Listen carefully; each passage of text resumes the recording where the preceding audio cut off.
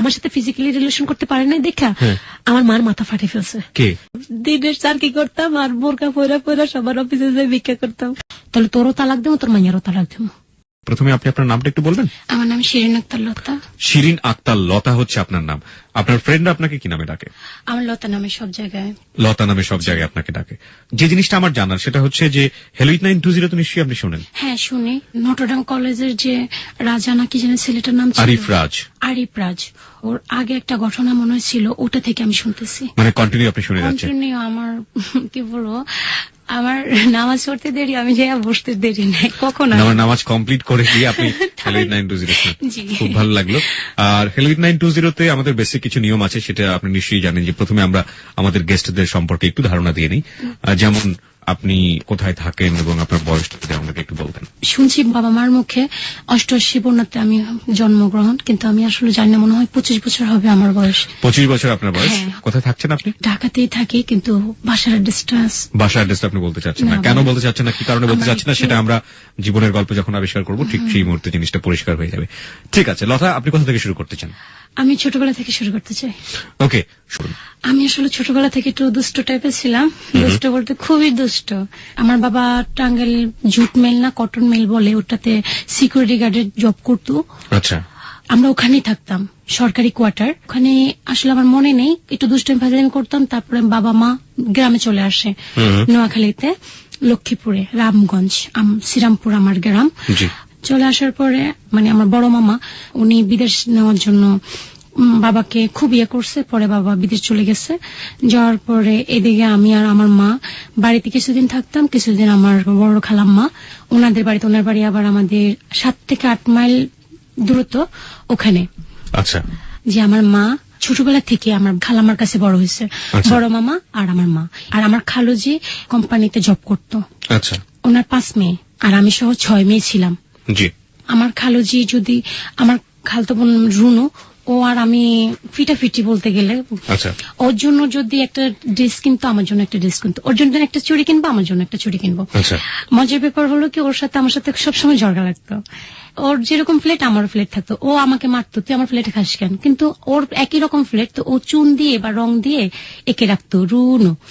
তো আমরা সবাই বলতাম কি টমেটো। এটা বলে দুষ্টামি করতাম। আর বন্যার সময় আমার আপা আমাকে রাইখা রাস্তায়, আমার আপুর ফ্রেন্ড সার্কেল যারা আছে তাদেরকে নিয়ে রাস্তায় চলে যেত, আর আমাকে বাড়িতে নিয়ে। আমি কি করতাম, ছোট ছিলাম তো বুঝতাম না, পুরো জামা কাপড় খুলে ফ্যান হাতে করে নিয়ে আমি রাস্তায় চলে যেতাম। যাওয়ার পরে আমার আপা ওখানে ধরে আমাকে অনেক মারতো। কয় ভাই বোন ছিলেন আপনারা? একাই ছিলাম। আমার খালাতো বোনের কথা বলতেছি। এটা আমার একদম কাছের একটা বোন, খুবই ভালো। আমার সময় একটা ঘটনা বলি, যেটা হলো এক ঝুড়ি আম আনছে, আনার পরে আপুরে একটা আম দিছে, আমার দিল না কেন। আমি এখন চিৎকার পাকার শুরু করে দিয়েছি। খালুজি বলতেছে গোসল করে আনছি ঈদের আগে, এক কোলে আমার আপু আর এক কোলে আমি নিয়ে আসছে। আনার পরে এখন আমি ঝুড়ির সামনে দাঁড়া করে রাখছে। দাঁড়া করানোর পরে এখন বলতেছে এই আমগুলো রুনুর, আমি দিছি কান্না করে। আমি বলছি এগুলো আমার। রুনু আমার চুলের মুঠি চাপে ধরছে, আমি আবার মারপিট করতে জানতাম না, আমি বেল বেল বেল করে কেঁদে দিয়েছে। খালাম্মা দৌড়ে এসে রুনুরে দৌড়ে নিয়ে আসছে। রুনুর আর পায় ও স্লিম, ও কোথায় যে পলাইছে ওর আর খুঁজে পাওয়া যায় না। তা কাঁঠালও আনছে আমার আপুদের বাড়িতে দিবে। আপু তখন বড় আপু আর মেজু আপুর মনে বিয়ে হয়েছে। হ্যাঁ, ওনাদের বিয়ে হয়েছে। আর সেজু আপুর কথা, স্বপ্নাপুর কথা আমি আসলে মনে নাই ওনার বিয়ে হয়েছে কিনা, তখন তো ছোট ছিলাম, এত মনে ছিল না। জি, আপনারা মোটামুটি একটা যৌথ পরিবারই ছিলেন। হ্যাঁ, যৌথ পরিবার বলতে আমার দাদা দাদু ছিল। আমার দাদা আবার আমার খালামাদের বাড়িতে অসুখের সময় আমার দাদাকে নিয়ে আসছে। আচ্ছা আচ্ছা। আমার দাদাকে আমার খালামার ব্যালকনিতে একটা বিছানা করে দিচ্ছে। অনেক যত্ন আমার খালাম্মা আমার দাদাকে করতো। খালাম্মা অনেক কেয়ারফুল ছিল। ওকে। তারপরে খাটের নিচে কাঁঠাল রাখছে। আমার আপু কি করছে, যেটা বড় আপুর বাড়িতে দিবে ওটা বড়, আমার আপু আর আমি খাটের নিচে ঢুকছি, রুনু আর আমি খাটের নিচে ঢুকার পরে ও কাঁঠাল আমার বলতেছে ভাঙ। দুজনে ভাঙ্গা, খিদাও ছিল, ভাঙ্গা পুরোটা খাইছি, মানে অল্প কিছু রয়েছে। রওয়ার পরে আমার আম্মা ঘর ঝাড়ু দিতে আসছে, আর দেখে কি আমরা খাটের নিচে। আম্মা আর কিছুই বলে নাই, না বলে আমার বড় আপা রাহিমা ওনাকে বলতেছে রাহিমা রাহিমা এদিকে, দুটো চোর আমাদের খাটের নিচে চুরি করে খাচ্ছে। আপু তো দৌড়ে আসছে, চোর ধরমু আজকে। আইসা দুটো চুলের মুঠি চাবি ধরছে, আপু কই আমার বাথরুমে ধরছে, বাথরুমে নিয়ে গেছে, বাথরুমে বেড়া ভাঙ্গা ও পালাই গেছে, আর আমাকে ধৈর্য নাইরা করে দিছে মাথা। আচ্ছা, একটা জিনিস যেটা বুঝলাম যে আপনার ছোটবেলাটা অনেক বেশি পরিমাণে চঞ্চল ছিল এবং একটু মজার ছিল, যেটা বুঝতে পারছি। হ্যাঁ, তারপরে আবার আরেকটা ঘটনা বলি আমার স্কুল জীবনেরটা। তখন তো ছোট ছিলাম, ভর্তি করেছে আমাদের শ্রীরামপুর স্কুলে রাবেয়া ম্যাডাম। বিউ কাট মনে হয় চিনেন, নায়ক নায়িকাদের যে বিউ কাট ছিল ওটা নিয়ে মারামারি করে একটা মেয়ের কলম ভেঙে ফেলছি। ভাঙার পরে মেয়েটা আমার মারছে, ম্যাডাম আর স্যার ম্যাডামের কাছে বিচার দিচ্ছে। ম্যাডাম আমার কি করছে, এক পায়ে বেঞ্চের উপরে দাঁড়া করে কানে ধরে রাখছে। এখন আমার তো জিত, আমি ওর কলম ভাঙছি, কি হয়েছে, আমার মারলো। ম্যাডামের আজকে খবর আছে। আমার মা আবার কখনো টাকা দিত না আমার হাতে, সবসময় টিফিন দিত। তো আমি কি করছি, চকলেট নিয়ে আমার একটা ক্লাসমেট বলতেছি কি চকলেট খাবি, হ্যাঁ খাবো। আমি বিদেশি চকলেট আমার বাবা দিছে, বাংলাদেশি চকলেট, ওগুলারে আমি আবার বুদ্ধি করে একটু বিদেশি আকারে করছি। পরে দিছে, আমি কই পানটা আমার কাছে দে, তুই এক কাজ কর, তুই এটা নিয়ে যা, চকলেটটা খোল, আমি পান হাতে রাখি। ও কি করছে, ওর এত বুদ্ধি নাই, আমি ইটার কোনা নিয়ে আসতে ম্যাডামের পানের মধ্যে দিয়ে দিছি। আর ম্যাডাম নিয়ে দিছে, ও ম্যাডাম একটা চা বানিয়ে দিছে, একটা চিৎকার দিল, আবার দাঁত ভেঙে গেল গো। কালাম স্যার ছিল, দৌড়ে আসছে, কি হয়েছে কি হয়েছে, কয়ে পান আনছে কে, এই যে ও আনছে। এই তোর সাথে কার লগে দেখা হয়েছে, লতার সাথে। রাবেয়া আপা আপনি কি লতারে মারছেন? হ্যাঁ, সে দুপুরে তো মারছি, এই প্রতিশোধ নিচ্ছে। আমার জ্যাঠাতো ভাইয়ের কাছে বিচার দিছে, আমার জ্যাঠাতো ভাই মার কাছে এসে বলে দিছে। মা কি করছে, আমি বাসায় গেছি, আজকে তো এত যত্ন, মামুনি ভাত খেয়েছো, আসো, খাইছি। মামুনি আপেল খাবা, খাইছি। এখন আমি তো জানি আমার পিটনি আছে, আমি তো ডিজে নামাজে দাঁড়াই গেছি, এখন নামাজ পড়তেছি। মা বলতেছে তোমার কি নামাজ পড়া হয় না মা, সোনা পাখি তোমার নামাজ পড়া হয় না, এটা বলে চুলের মুঠি ধরে আয় না বাইন্দা পিটানো শুরু করছে লাঠি দিয়া। পিঠে ছাড়া আমি মারের কান্নাকাটি করি, বকাঝকা দিই নাই। পরে আমি মা ও যে বাচ্চু ভাই কইছি, তাকে ছাড়া আমি ওনার হাত থেকে ছুটে চলে গেছি। যাওয়ার পরে যে আমার মায়ের খাওয়াইছে তার তো আজকে খবর আছে। তারে আমি, আমার একটা বান্ধবী ছিল নার্গিস আমার না আজকে মারছে, কত দৌড়িস না, আমি ওর দৌড়ে আনতেছি। আই না, শীতের দিন ছিল, পুরো উলঙ্গ করে পানিতে দাঁড়া করে রাখছি। এখন ও বলতেছে জেডি করতে করতে টেডি দেখা শুরু করে দিচ্ছে। ওকে, একটা মোটামুটি জিনিস যেটা দেখলাম যে আপনার ছোটবেলাটা প্রচন্ড রকম দুষ্টুমিতে ভরা এবং আনন্দেই বলা যেতে পারে। তারপর আমার একটা জ্যাঠাতো ভাই, উনি বিদেশ থেকে আসলো, আমার মা বলতেছে তোর খোকা ভাই আসছে। তা আমি আমার খোকা ভাই তো আমার সমস্যাটা কোথায়, খোকা ভাই তো খোকা ভাই। পরে আসার পরে ওনারা আমাকে রামগঞ্জে নিয়ে গেছে, রামগঞ্জে নেওয়ার পরে আইসক্রিম কিনা দিছে, আবার ওই সাথে আমাকে একটা লাল স্কার্ট, লাল গেঞ্জি আর একটা লাল ওড়না, বিয়ের ওড়না কিনে আনছে আমার জন্য। আমি মাকে বলতেছি, মা এটা কার, এটা তোর। আমি মানে মজা করে বললাম আর কি, ওরে আমার লাল ওড়না এটা বলে বাড়িতে গেছি। আমার বড় খালামাকে বলতেছে, আপা আপনার মেয়ে স্বপ্নাকে দেন, আমি স্বপ্নাকে সহ ওই যে আমাদের বাড়ির ইসমাইল আছে, ইসমাইলদের বাড়িতে দাওয়াত খেতে যাব কারিগো বাজার। ইসমাইলটাকে সম্পর্কে জেরাতো ভাই হয় আরো কেরিয়ার, উনি আমাকে সবসময় অনেক আদর করতো। তো ওনাদের বাড়ির নাম করে খোকা সহ রওনা দিচ্ছে কারিগো বাজার। আসার পরে এদিক দিয়ে আবার আমার ওই জেরাতো ভাই সহ আরো জেরাতো চেয়ারম্যানের ভাই আনোয়ার, ওরা কিভাবে জানি ইঙ্গিত পায়ে গেছে, আমার মাকে সহ আটকাই ফেলছে। আপনারা কই যান, লতার বিয়ে পড়াম, কার সাথে, খোকার সাথে। এখন ওরা তো ঘুষ খাওয়ার জন্য করবেই, ওরা নিয়ে আমাকে একটা পার্টিতে বসাইছে। বসানোর পরে বলতেছে লতা তোর বিয়ে, আমি নাচতে আমি বিয়ে করবো, আমাকে চকলেট দিতে হবো। পরে আমাকে এক গাদা চকলেট দিচ্ছে আর চিনি দিচ্ছে, আমি চিনি পছন্দ করতাম, চিনি খাচ্ছি আর বলতেছে কবুল বল। পরে আমি নাচতে বলতেছি কবুল। দাঁড়ান, মোটামুটি একটা বিশাল ধাক্কা পেলাম আমরা শুরুতেই। আপনাকে বিয়ে পড়ানো হচ্ছে সেটা বুঝতে পারছি, কিন্তু হঠাৎ করে বিয়েটা চলে এসছে, এক। দুই নাম্বার যেটা, সেটা হচ্ছে যে এখানে বাবার কথা একেবারে জানতে পারছি না। আপনার বাবা বাইরে থাকে, বাবা এখনো জানে না, বাবার কথা একটু পরে আসতেছে। দাঁড়ান, আমি একটু যেহেতু ছোটবেলার প্রসঙ্গটা চলে এসছে আপনার, আমি একটু জানতে চাই আপনার বাবাকে আপনি ছোটবেলার জন্মেই দেখেছিলেন না দেখেন? হ্যাঁ দেখেছি। পরে তো আমার যখন বয়স কত 4-5 বছর হইব মনে নাই, তখন কবে জানি বাইরে চলে গেছে, দেশে বাইরে। সেই সময়টা আপনার মনে নেই? ওকে। এবং প্রসঙ্গটা যখন বিয়ের প্রসঙ্গ, তখন বাবা বাইরে থাকে, তখন বাবা দেশের বাইরে থাকে, সৌদি আরব থাকে।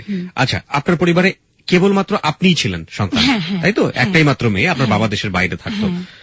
হঠাৎ করে একটা ছেলে আসলো, যে ছেলেটার নাম হচ্ছে খোকা, আমার বাবার বড় ভাইয়ের ছেলে, জ্যাঠাতো ভাই যেটাকে আমরা বলি। খোকা বিদেশ থেকে আসলো, এবং আপনার মা বিদেশ থেকে আসার কতদিন পরে এটা বিদেশে আসার মনে হয় কত 4-5 দিন পরে ঘটনাটা হয়েছে। খোকার বয়স কত ছিল? খোকার বয়স তখন ছিল 29 না 30 এমন হবে, আর আমার বয়স ছিল 6 থেকে 7 বছর, মনে হয় 7 বছর হতে পারে, 7 থেকে 7.5-8 এরকম হবে আমার মনে নাই। আপনি কোন ক্লাসে পড়তেন তখন? তখন 2তে পড়তাম। ক্লাস 2তে পড়তেন? আপনার বয়স 7 থেকে 7.5 বছর, ক্লাস 2 তে পড়তাম। আর খোকার বয়স হচ্ছে 30 বছর, প্রায় 29-30 বছর। লম্বা ছিল, এরকম মোটা ছিল, উনি দেখতে এরকম ছিল, কিংবা মোটাকাটা ছিল, ফাইন। কিন্তু কথা হচ্ছে যে 30 বছরের ছেলের সাথে 7 বছরের আপনাকে বিয়ে দেওয়া হচ্ছে, কেন? আর আশেপাশে লোকজন কি ছিল না? ছিল, সবাই আমার মার মুখটাকে ভয় পেত, এক একটা খারাপ ভাষা বলতো, ওরে বাবারে বাবা, পুরুষরাও পারে না। দরজাল টাইপের ছিলেন? দরজাল বলতে কি, একটু পাগল টাইপের। পাগল মানে? এই মানে নিজের বুঝ নিজে বুঝে, পরের বুঝ কম বুঝে। ওকে, আমরা কিছুটা হলো কনফিউজ। ঠিক আছে, আপনি যে ঘটনাটা বলছিলেন যে আপনার সঙ্গে বিয়ে দেওয়ার ব্যাপারটা ঘটছিল, একটু বলুন। তারপরে আমাদেরকে যখন আটকানোর পরে ওখানে কারিগবাজার একটা ভাবির বাড়ি ছিল, আমি তখন জানতাম না কার বাড়ি, ওই বাড়িতে নিয়ে আসছে। আনার পরে আমার গায়ে লাল ওড়না ছিল, আমি যাই দেখাইতেছি, এরও দেখছিস নিয়ে আমার ওড়না, নোয়াখালী বাসায়, এরও দেখছিস নিয়ে রায় ওড়না গাদ দিছি, এভাবে বলতাম আর কি, দেখছিস নিয়ে রায় ওড়না গাদ দিছি, তোগো আসেনি? তো সবাই বলে আমাদের আছে। আমি করে নানগো নাই, মানে এটা নোয়াখালীর ভাষা আর কি, মানে আপনাদের নাই। তো ওরা সবাই আমার নোয়াখালীর ভাষাতেই বলতে পারেন, কোনো সমস্যা নেই। দেখছেন এরা আছে, আর ওর না আছে, আর মা কিনে দিছে, আর খোকা ভাইও কিনে দিছে, করে তো তোর হাই হইব, মানে এমনি বলছে আর কি, একটা কথা আর কি, ওটা তো স্বামী হবে। তো আমি বলতেছি স্বামী কি খায় না কি করে, খায় না, ওটা বাইকটা মাথায় দেয়, তোর মা দেখাইব তোর কি করে। এটা বলার পরে আমি কই ও আমার বিয়ে, এটা কই আমি নাচতেছি। এখন আমার মা বলতেছে এই চুপ, বয়। পরে বসার পরে এখন মা বলতেছে আমি যা করি তোর তা আনতে হইব। আমি কই আচ্ছা ঠিক আছে, শুনবো, আপনি বলেন। মানে আমি তখন নোয়াখালীর বাসায় আর কি। বলতেছে তুই কবুল বল। আমি কই না, আমি কবুল কইতাম না, আর আমার আগে চকলেট দেন। সবাই বলতেছে এই কবুল কর, আমি না চকলেট দেন। তা আমার সালাকা ছিল, যে চকলেটটা ওটা আমার ফেভারিট ছিল তো, আর চিনি ফেভারিট ছিল, এই দুইটাই না আমার সামনে দিছে। এখন আমি নাচতে খাইতেছি আর কইতেছি কবুল কবুল কবুল কবুল, এটা বলছি। পরে বিয়ে হয়ে গেছে, হওয়ার পরে আমার এখান থেকে এরা কি টাকা পয়সা নিচ্ছে না কি কইছে ভাই আমি জানি না, এটা ছোট ছিলাম তো এগুলো বুঝি নাই। পরে খোকা ওদের বাড়িতে চলে আসছে, আমাকে আমার খালাম্মাগো বাড়িতে নিয়ে গেছে। বিয়েটা হলো কোথায়? কারিগবাজার। কারিগবাজারে কেন হলো? ওখানে কেন হলো আসলে আমি জানি না, এটা মনে নাই, আমি ছোট ছিলাম তো সেই জন্য। ওখানে আমাদের বাসার পাশে তো সেই জন্য। আমি কনফিউজ হয়ে যাচ্ছি, আপনার বয়সটা যেরকম ছিল তাতে আসলে সবকিছু মনে থাকার কথাও না। আমি একটা জিনিস বুঝলাম প্রিয় শ্রোতা এখানে, সেটা হচ্ছে ও যে সময়ের গল্পটা বলছে সেই সময়ে প্রথমত বিয়ে হওয়া তো প্রশ্নই ওঠে না, বাল্যবিবাহ যেটাকে বলে আমরা। কিন্তু বাল্যবিবাহে যেই ছেলেটি ওকে বিয়ে করছে তার বয়স কিন্তু 30-এর কাছাকাছি বয়স, এবং ওর মা ওকে বিয়ে দিচ্ছে। কেন দিচ্ছে, কি কারণে দিচ্ছে, ওর বাবা তো দেশের বাইরে, আমরা ঠিক জানি না। ওর যতটুকু মনে আছে ও বলছে যে আমি চকলেট পছন্দ করতাম, ওই চকলেটটা আমাকে দিয়ে বলা হলো কবুলটা বলার জন্য, চিনি পছন্দ করতাম, ও পরপর কবুল বলে দিল। ও এটাও নিশ্চিত যে ওর বাড়িতে বিয়েটা হয়নি, হয়েছে কোন একটা বাজারে বা কোন একটা জায়গায়। আপনি একটু বলতে পারেন যে ওই বিয়েটার সময় কে কে উপস্থিত ছিল? আনোয়ার ভাই ছিল। আনোয়ারকে যারা তো ভাই বলে, আরব বাড়ির আরব ঘরের চেয়ারম্যানের ভাই বলে আর কি। আর আনোয়ার ভাইয়ের বন্ধু বান্ধব ছিল, আমার মনে নাই। আর আমি স্বপ্নাপা ছিল, খোকার সাথে খোকার কিছু বন্ধু ছিল, আমি মনে নাই। আর আমার মা ছিল। এই কজনই? হ্যাঁ। তারপরে আমাকে নিয়ে আসছে খালামাদের বাড়িতে। আর স্বপ্নাপা তো একটু বুঝের, স্বপ্নাপা বলতেছে মা জানেন আজকে না লতার বিয়ে দিয়ে দিছে।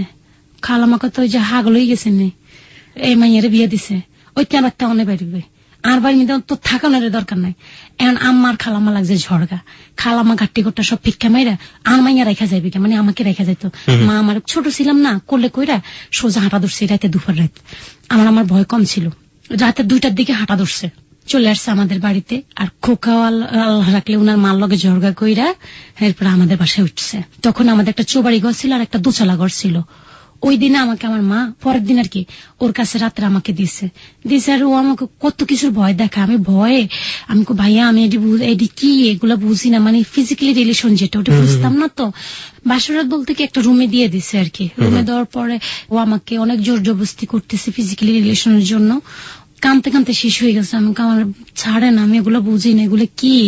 ও একটু পরপর আমার কি বলবো আমার জামার ধরে আর ইয়া ধরে টানা শুরু করে, আমি এগুলো ইয়া করতে পারি না। সারা রাত এরকম না। মা ছিল না? মাকে ডাকছিলেন না? ডাকছি না, আমার মা এসব ভয় দেখাইছে, টেন্ডা আছে না, টেন্ডা দিয়া কইছে তুই তো যদি শিক্ষা দেস তাহলে তোর টেন্ডা দিয়ে গায়ে দিব। টেন্ডা কি জিনিস? মাছ ধরে যে বর্ষি? না না, বর্ষির মতো, মানে এটা ওই গজারের একটা মাছ ঘাইয়া যে বর্ষাকালে। আচ্ছা, এক ধরনের বর্ষার মতো দেখতে, ওই যে পানির উপরে ছুঁড়ে মারে যেটা, ওটাকে বলে আর কি ট্যান্ডা, গ্রামের ভাষায় আর কি ট্যান্ডা বলে। ওই ট্যান্ডা দিয়ে আপনাকে মারবে? এটা ভয় দেখাইছে আমাকে খোকার মা, ভয় দেখানো। খোকার মা?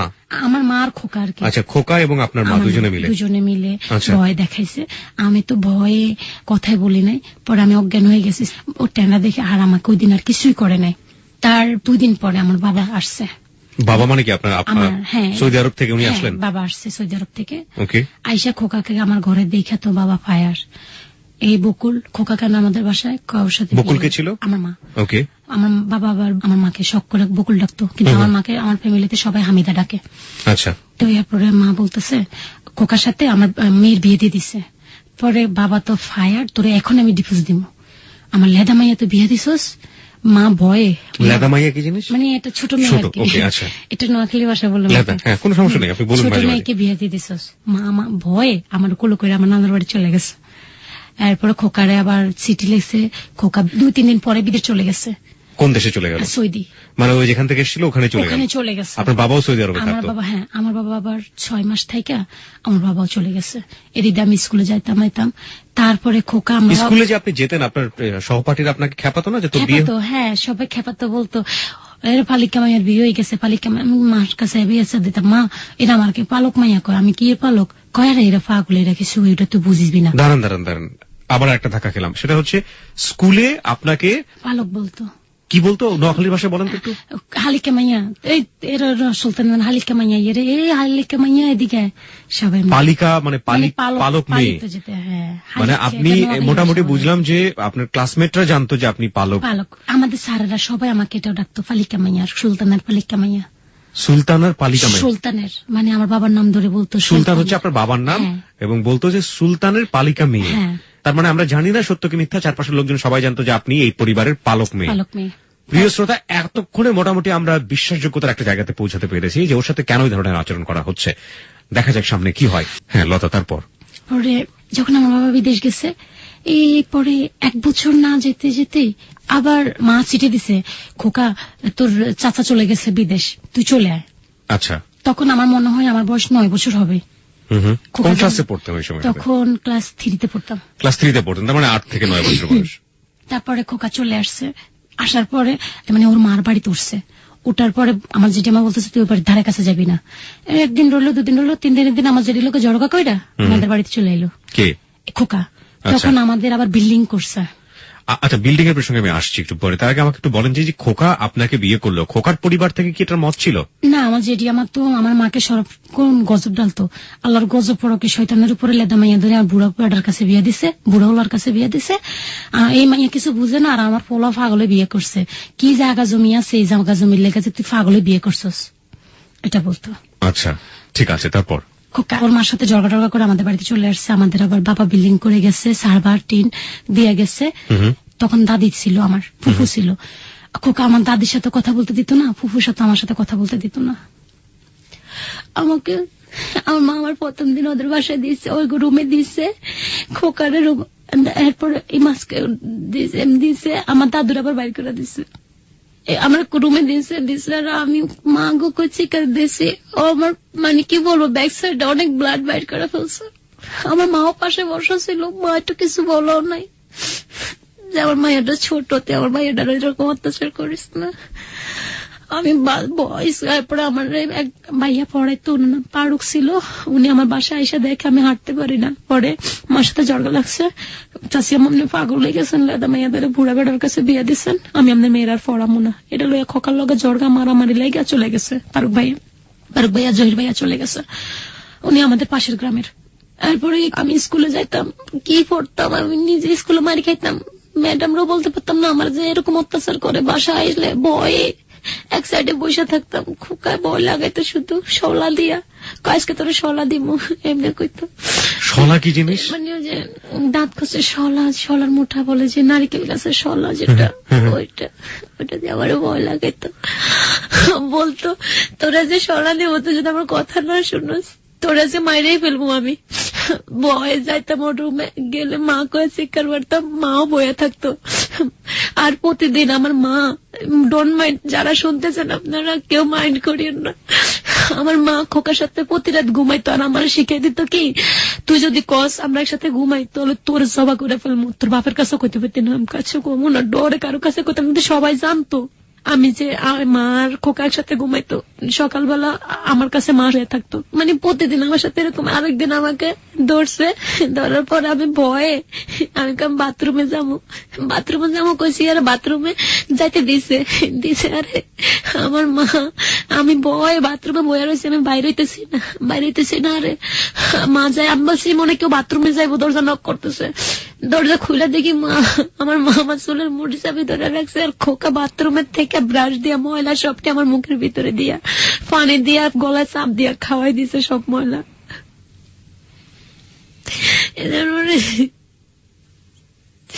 ময়লা খাওয়াই দিছে, আমার বাড়ির সবাই বাচ্চা সবাই ধরে এসে, আর খোকা সবাই লগে ঝগড়া লাগা শুরু করছে, এই আমগো ফ্যামিলির ব্যাপারে তোরা কে? কেউ ডরে আইতো না খোকা আর মার মুখের ডরে। মানে আরেকদিন আমার মার আগুন আমার রেখা রামুন গেছে, খোকা আমার এদিকে, আমি যাবো না, আমার ভয় লাগে, কত না আইলে তোর বাইরে ফেলবো, আমি যাই না, দেখে আমার চুলের মুড়ি যাবে দৌড়া, যেমন লাথি এমন কিল এমন ঘুষি এমন ফুটবল শুধু শর্ট দিত। পরে একটা বড় একটা বাঁশ দিয়ে আমার মাথা বেড়ায় বাড়ি দিত গেছে, আর আমার মাছ দফা ছিল, মাছ দফা যদি না ধরতাম আমি মরে যেতাম। আমার বাড়িটা মাছ দফার গায়ে যায় পড়ছে। মাছদাটাকে মাজেদা আমার যারা তো বোন, আপনারা চাইলে ওর সাথে কথা বলতে পারবেন, কোনো সমস্যা নেই। ঠিক আছে, অনুষ্ঠানের সাথে আমরা দরকার হলে প্রয়োজনে যোগাযোগ করবো। হ্যাঁ, ওনারা বলবো আমি মিথ্যা বললি না, সত্যি বলি। এরপরে প্রতিদিন এরকম প্রতিদিন অত্যাচার করতে আমার খালাম মারছে, আর আমি খালাম্মা আমি আপনার লগে চলে যাবো, কিন্তু খালাম্মারে বুঝতে দিই নাই, তাহলে মাকে বকবো, মারে যদি বকা দেয়, মাকে ভালোবাসতাম সেজন্য মারে বকা খাওয়াইতাম না খালাম্মারে দিয়া। খালাম্মা আমারে নিয়ে গেছে, অসুখের নাম কয়ে আমার আবার লই আনছে, আয়না খোকার রুমে প্রতিদিন দিত, প্রতিদিন খোকা আমার 2 দিন পর ব্লাড, কত ব্লাড আমার শরীরের থেকে যে ঝরছে আমি জানি। লাস্টে একদিন খোকা সেন, গলা সেন, আমি ওকে ভাইয়া আমি একটু পড়ি, ওরা আমি ভাইয়া ডাকতাম, খোকা ভাইয়া আমার একটু সেন্টটা দিবেন, আমি একটু পড়ি, দিছে। এরপরে কি লয়া জানি ঝড়গা লাগছে, আমি দিন আর দেখি, মানে ফিজিক্যালি রিলেশন ওর সাথে করি না দেখে আমার উপরে নিয়ে একটা আসার দিছে, আসারের লগে আমার মানে কোমরে জার দিয়েছে, মানে ভাঙিয়ে গেছে। আমি মা আমার মায়েরা বলছে, মা আমার ধরেন, মা উপর দিয়ে এসে লাত্তাটা শুরু করছে, তখন উপর দিয়ে লাত্তাটা শুরু করছে। আবার ইয়েতে গেছে, আবার একদিন শাহজালাল শাহপারান মাজারে যাবে, সব রেডি, চলে যাবে, হ্যাঁ সিলেট। এরপরে খোকা লগে মার সাথে জড়গা লাগছে, আরে মার মাথা ফাটাই ফেলছে খোকা। এবার এদিক দিয়ে বলি আমার মার মাথা জ্বর ছিল, তো সবাই বলতো ফকির, মানে আমার সবাই না, খোকা আমার ভক্ত ছিল, বাবা ইয়ে ফকির বাবা ইয়ে। আমার মা মারছে, আর ওই কানিসের উপরে উঠে পাগলের মতন অভিনয় করা শুরু করছে। আর খোকা কাকে মারছে? আমার মাকে মারছে আর কি, আমার সাথে ফিজিক্যালি রিলেশন করতে পারে না দেখা আমার মার মাথা ফাটে ফেলছে খোকা। পরে আমার খালাম্মাদের বাড়িতে গেছি, যাওয়ার পরে খালাম্মাকে বলতেছে, খালাম্মা মার তো মাথা ফাটে ফেলছে। খালাম্মা আসছে, আয়সা খোকারে বকাঝকা করছে, এরকম ইয়ে হয়ে গেছে, মিটমাট হয়ে গেছে। ও মায়েরা পরের দিন আবার দুজনে একসাথে ঘুমায়। পরে আমি তো আর এটা বুঝতাম না। বাবা আসে না, বাবা বিদেশ থাকে। না আপনি যেটা বলছিলেন যে বাবা আসে, এটা কি ছিল? এটা বাবা মানে ওই যে ফকির বাবা। কোন ফকির বাবা? কিসের? ওই যে জিন ভূত ফকির বাবা বলে। এটা কেন বলছিল? এটা মার মাথা জ্বর ছিল তো, সেই জন্য বাবা আসে বলতো। এটা কে বলতো? এটা খোকা বলতো। আর আচ্ছা, মানে কবিরাজি করতো আর কি, সবাইকে দেখাইতো উনি কবিরাজ। আমার মা কবিরাজ, দূর থেকে লোক আসতো, টাকা ইনকাম করতো। আমার মা কিছু টাকা ইনকাম করতো, যাক এগুলা। তারপরে 2 দিন পরে ভালো হয়েছে, আরে পরে আবার সিলেট গেছে। যাওয়ার পরে ওখানে ওরা স্বামী স্ত্রী কই আমাদের মেয়ে বানায় ওরা রুম নিছে সিলেটে। হ্যাঁ, তারপর এক রুমে আমরা ছিলাম। আমাকে এক সাইডে দিছে না মাঝখানে দিছে, আমার মনে নেই ভাই, একজনের নাম মিথ্যা বলতে পারবো না আমি, আমার একটু মনে নাই। পরে ওখান থেকে আমরা চলে আসছি। আসার পরে আমাকে বলতেছে, আমি আবার বাইল টোকাইতাম। বাইল মানে সুপারি পাতা, সবসময় এটা আমার ফেভারিট ছিল। ঝড়, হ্যাঁ ঝড় হোক, আমি ঘরে নাই, আমি বাইরে যেতাম গা। এখন কি আমার মাথায় ঠাডা পড়লো না কি পড়লো আমি নিজে জানি না, আমি বের হয়ে যেতাম গা। তা আমি আইসা দেখি ওই যে আমাদের জানালা ছিল, জানালার একটু ফাঁক ছিল, তা আমি মা ডাকতে গেছি, আর দেখি খোকা মায়ের গার উপরে। পরে আমি দরজার সামনে যাই শোরুমে, আমি তখন বুঝতাম না এগুলা। আমার দেখি ভাবি আইতেছে, বাচ্চু ভাইয়ের বউ, বলতেছে, লতা তোর মা কই? আমি এখন কই? মা মনে বিড়াল মারে, খোকা ঘরে, মারা যদি মারে। পরে আমি ভাবি ও বাচ্চু ভাই আছে, আপনি দৌড়ান বাচ্চু ভাইয়ের কাছে যান। বিড়াল মারা মানে? আমি তো জানতাম, আমাকে শিখে তো ওরা ফিজিক্যালি রিলেশন করতো, আর আমার বলতো বিড়াল মারে। এগুলো বলতো আপনাদেরকে, যেটা আমাকে বিড়াল মারে বলতো, আমার মা বলতো আমরা বিড়াল মারি। ভাবি আসলে আপনি কি বলতেছেন? ভাবি আসছে আর আমি ভাবি ওই যে বাচ্চু ভাই আমাদের ডাকে, ভাবি ভাবছে সত্যি সত্যি বাচ্চু ভাই রিক্সা চালাইতো, ভাবছে রাস্তার মাথা থেকে সত্যি সত্যি ডাকছে, ভাবি দিছে দৌড়। পরে আমি দরজা নক করতেছি আর ওদের মনে সমস্যা হয়েছিল, আমার এই রুম পিটা দিচ্ছে আমার মা দুইজনে মিলা। পরে আমি আপনারা রুমে কি করেন এটা বলছি, দেখে গলার মধ্যে পানা দিয়ে ধরছে, ধৈরা কয় কি তো দরকার আছে আমরা কি করে বিড়াল মারি। তো আমাদের বাড়ির সবাই জানে এসব, কিছু কিছু কাহিনী জানে। আচ্ছা, এই যেভাবে বলতেছি এই সিরিয়াল প্রতিদিন হইতো, প্রতিদিন 3 থেকে 4 বছর আমার উপর অত্যাচার, যেমন লাঠি, মানে কি বলবো ভাইয়া, আমার জীবনে মানে আমার মতো মায়ের কেউ খায় নাই ভাইয়া, কোনোদিন লাঠি, কোনোদিন কি কোমর, মানে মায়ের একটা মানুষের একটা সীমা আছে, আমার মাথা ফাটে গেছে, এই যে মাথা ফাটানো আছে, মানে উপর থেকে নিচে ঝাড়তে এইভাবে লাগতে পারতো। ফুটবলটা যেরকম না, ওই যে কাকা ফুটবল, মেসি ফুটবল যেন ফুটবল খেলে, আমার না ওরা দুজনে ফুটবল খেলতো আমার নিয়ে। 4 বছর পরে গেছে খোকা বিদেশ যাওয়ার পরে, তখন আমার মা খোকার সাথে ঝড়গা লাগছে, আর খোকা বলতেছে তুই যদি তোর জায়গা জমি না লেখা দেস তাহলে তোরও তালাক দেবো, তোর মাইয়ারও তালাক দেবো। তোরও তালাক দিব, তোর মায়ের? তখন টেলিফোন ছিল, মোবাইল ছিল আমাদের খৈলার বাজার, ভাইয়াটার নাম আমার মনে নাই, ওই ভাইয়ার মোবাইল ছিল, উনি আইসা বলতো খোকা ফোন দিছে, আপনাকে ফোন আইছে, এরকম না এক কথা দুই কথা মার সাথে ঝড়গা লাগা। পরে বলতেছে কি তোর মাইয়ারও তালাক দেবো, তোরও তালাক দেবো। এরপরে মা কয় আমার মাইয়ের তালাক আমি নিজে লইতে পারবো, এটা কই আমার নিয়ে সাথে সাথে লাইন কেটে লক্ষ্মীপুর চলে গেছে। কোর্টে যাই, কোর্ট ম্যারেজ কিভাবে করে না এগুলা, আমার ডিভোর্স লইয়া ফেলছে, কয়েকদিনের মধ্যে ডিভোর্স লইয়া।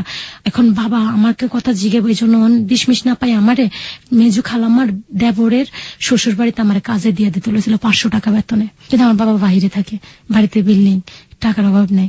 পরে দিয়ে দিতে হয়েছিল, আমার খালামা আটকাইছে, মেজু খালামা কয় কি তুই পাগল হয়েছিস নি, তুই মায়ের জীবনটা নষ্ট করে দিছিস। এটা বলার পরে মা এখান থেকে আর কিছু করতে পারে নাই, দেখা আরো জায়গায় এতিমখানায় দিয়ে দিতে হয়েছিল, ওখান থেকে কে জানি আবার বাসায় আমাকে, এটা আমার মনে নাই, এটা আমার খালাম্মা আমাকে বলছে, এটাও কিন্তু আমি জানতাম না, ছোট ছিলাম তো, আমার মেজু খালাম্মা বলছে। আপনারা যদি চান আমার মেজু খালাম্মার সাথে কথা বলতে পারেন, কোনো সমস্যা নেই আমার। আচ্ছা, আপনি যে রেফারেন্স গুলো দিচ্ছেন সেগুলো আমরা অনুষ্ঠানের শেষে শাকিলকে দিয়ে আমরা একটা তথ্য প্রমাণ সহ একটা প্রেজেন্টেশন আমরা রেডি করে রাখবো, ঠিক আছে? বলুন। খোকার সাথে তো ডিভোর্স হয়ে গেছে, ওইদিকে এটি বলে হয়েছে, আমি আর ওটা জানতাম না। পরে বাবা বাইরের থেকে আসছে, আস্তে আস্তে আস্তে আস্তে আমিও বড় হইতেছি। আমি ম্যাসুইট হওয়ার পরে মানে বাবা আসছে, ক্লাস 9-এ উঠবো, তখন আমি ম্যাসুইট হই, কিন্তু কি পড়ি আমি নিজেও জানি না। ওই যে মার ধরে ভয়ে থাকতাম, আর মারতো না, স্কুলে গেলে ওগুলো কল্পনা করতাম, ভয় চিৎকার পারতাম, তো স্যারেরও মারতো ধরে। ইংলিশে কাঁচা, অঙ্ক তো কাঁচা, কিন্তু কোনোদিন ফেল করি নাই, নাম্বার পাইছি, যেভাবে হোক একটু পাস করে গেছেন। পাস না, নাম্বার পাইছি, একদম জিরো, যেটা আমরা বলে না জিরো, ওটা পাই নাই কখনো আমি। এবং এটা শুধু স্কুলেই পড়তেন, বাসায় কোনো টিচার ছিল না? না, টিচার রাখতো না, আরবি পড়তাম, আমার মা আমাকে আরো বেশি গেছে। এখান থেকে বাবা আইছে, বাবা আসার পরে মা মনে হয় প্রেগনেন্ট হয়ে গেছে। এখন মা কি করছে, আমার নামে বাবার কাছে আমাকে অনেক খারাপ বানাতো, বোকাঝোকা করতো, মাও দেখতে পারতো না, বাবাও দেখতে পারতো না। আমার একটা ফুফাতো বোন আরেক বাড়ির, ও আইসা আমার লগে দুষ্টামি করতেছে, আর বাত্তি যেটা ওটা নিবাই দিতেছে, আর আমি বারবার যে ধরাইতেছি। আমার বাবা কোন দিক থেকে আইসা আমার মা গজব ডালতেছে, গজব ফরক তোর পরে, তুই মরতে আরস না, এমনি কয় আর কি, অনেক খারাপ।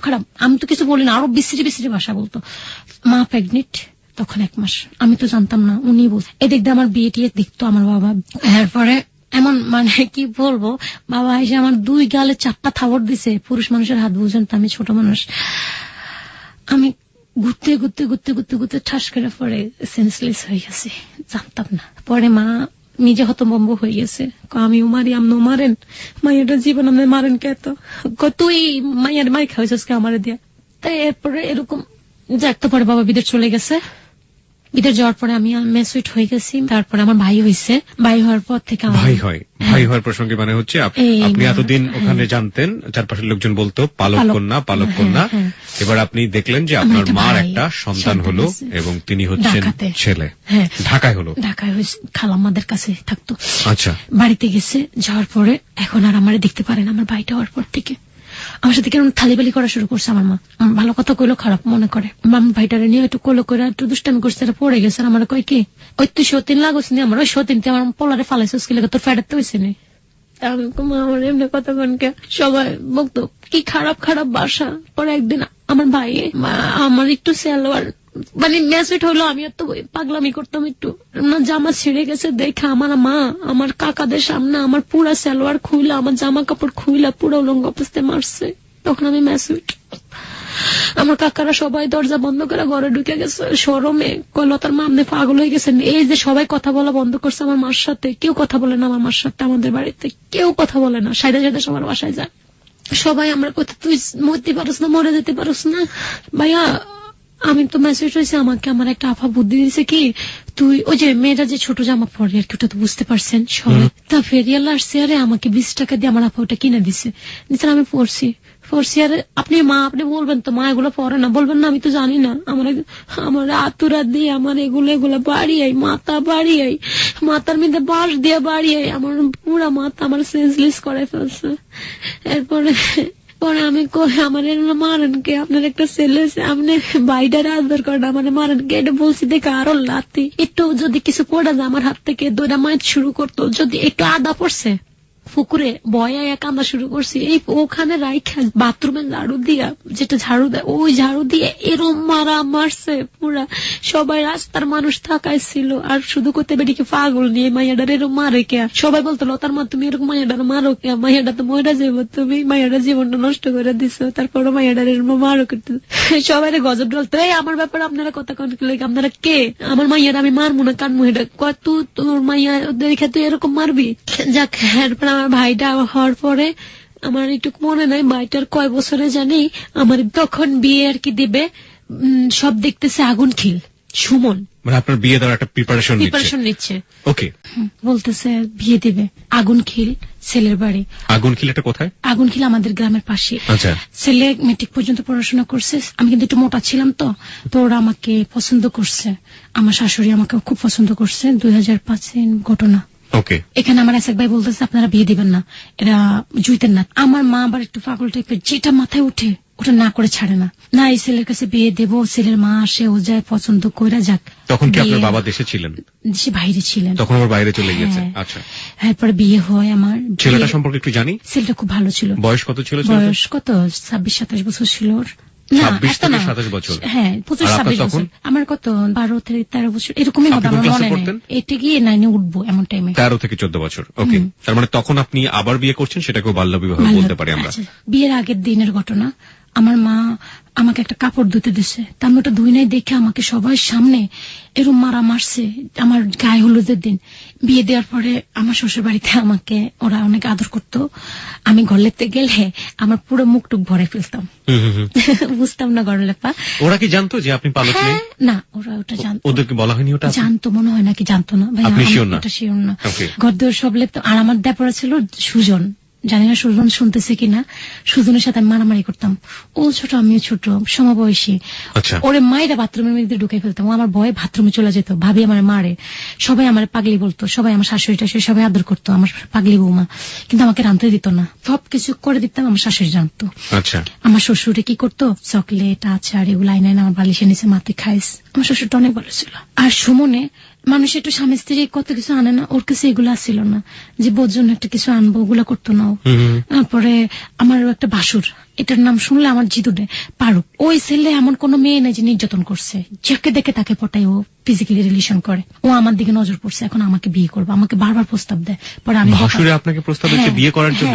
আপন ভাসুর মানে চাচাতো ভাসুর আর কি। সুমনদের সাথে আবার ওদের সাথে একটু জায়গা নিয়ে দ্বন্দ্ব, আমি রাজি হই না দেখে সুমনের মারে নিয়ে সুমনের কাছে আমার নামে একটা বদনাম করা শুরু করছে।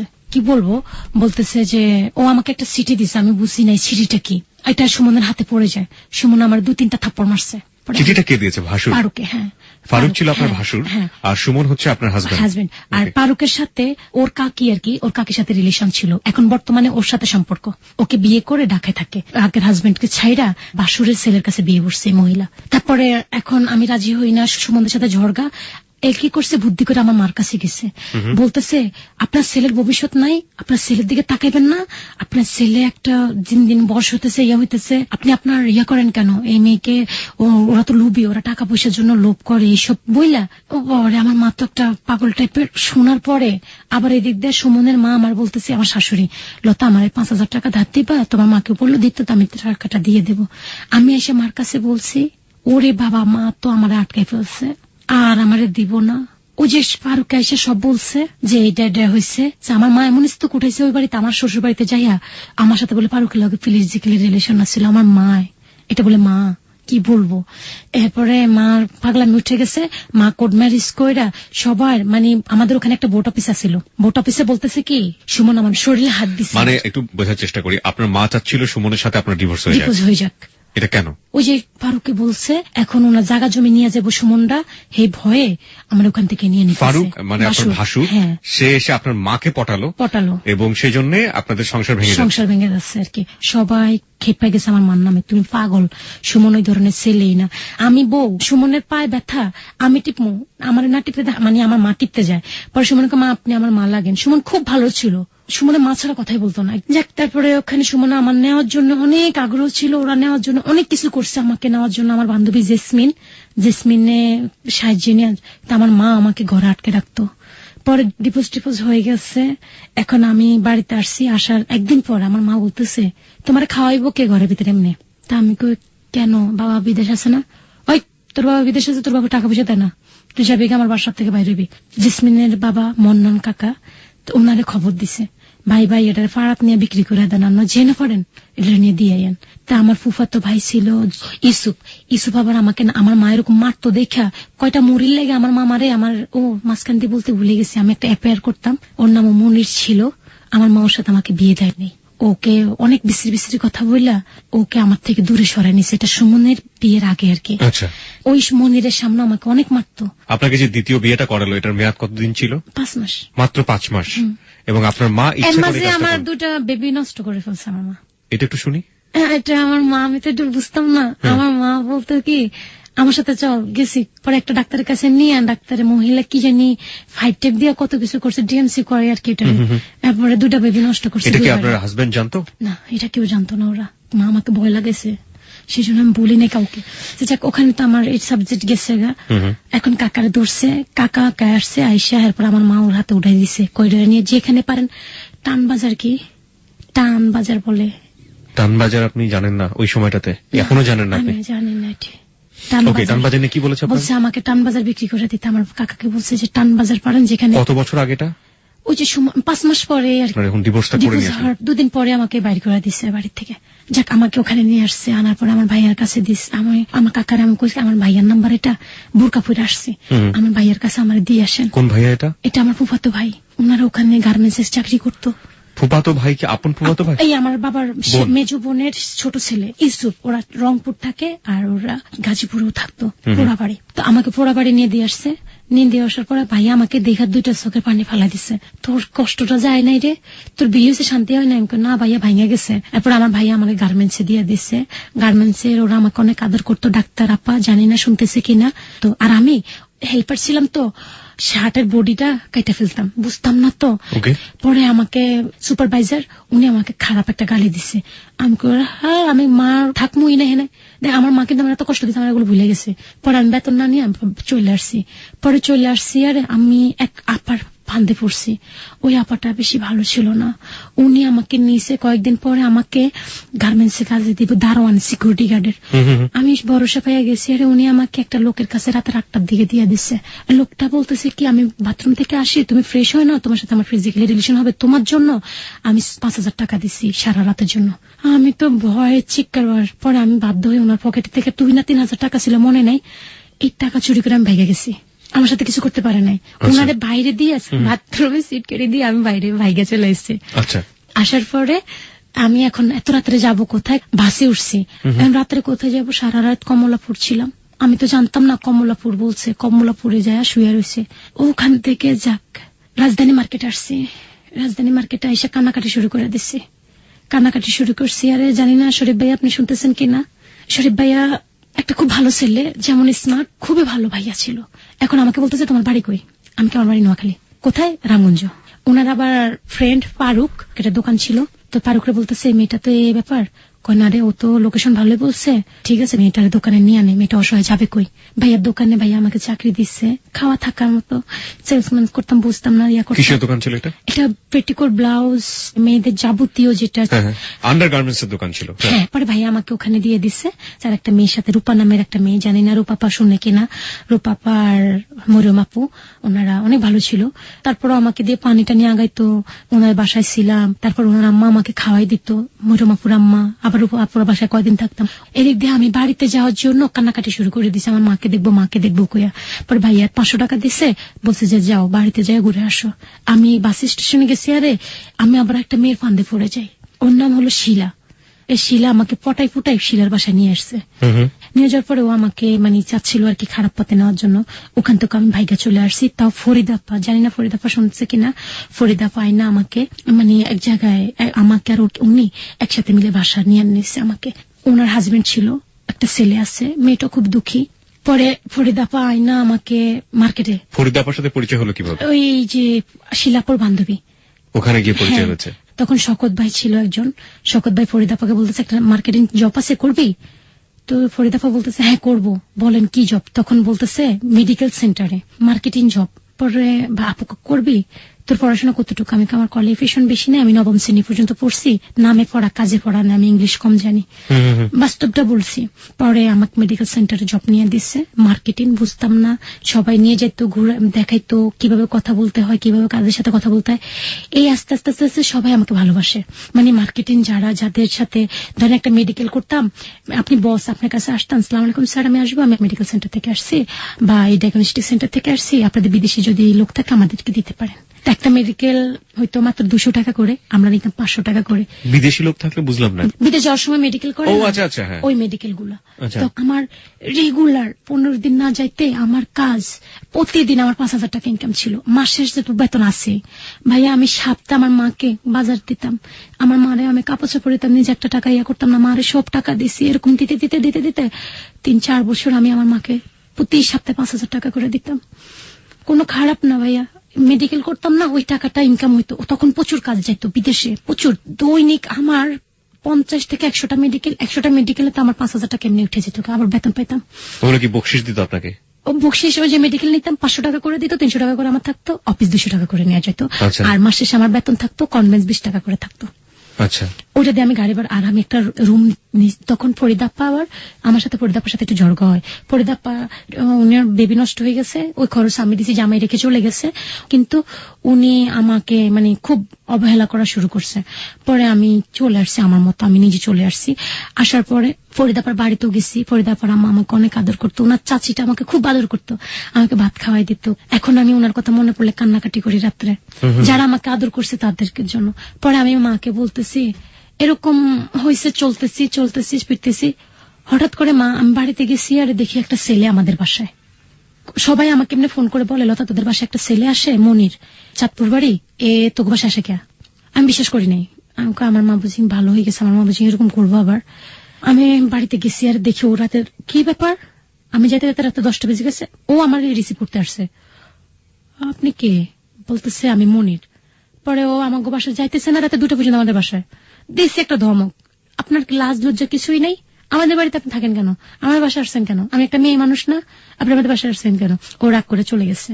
পরের দিন আবার আমি রাত্রে ঘুমাইতেছি, ও এসে আমার শরীরে হাত টাচ করছে, আর আমি চিৎকার দিয়ে ওটা ঠাস করে, আমার হাতে যুদ্ধুর হাত ছিল, আমি ধাম করে একটা মাইরা দিচ্ছি। আর আমার মা পাশের রুমে তাইতে কয় কি সেমন করিস কে, ওর সাথে তোর বিয়ে দিমো, আমি তো একসময় প্রেম করছি, তো বাসু কাকার সাথে আমার সাথে সম্পর্ক ছিল না, আমরা তো প্রেমের আগে অনেক কিছু করছি বিয়ের আগে, তাই আমরা তো আমাদের নিজের মতো নিজে হয়ে গেছি।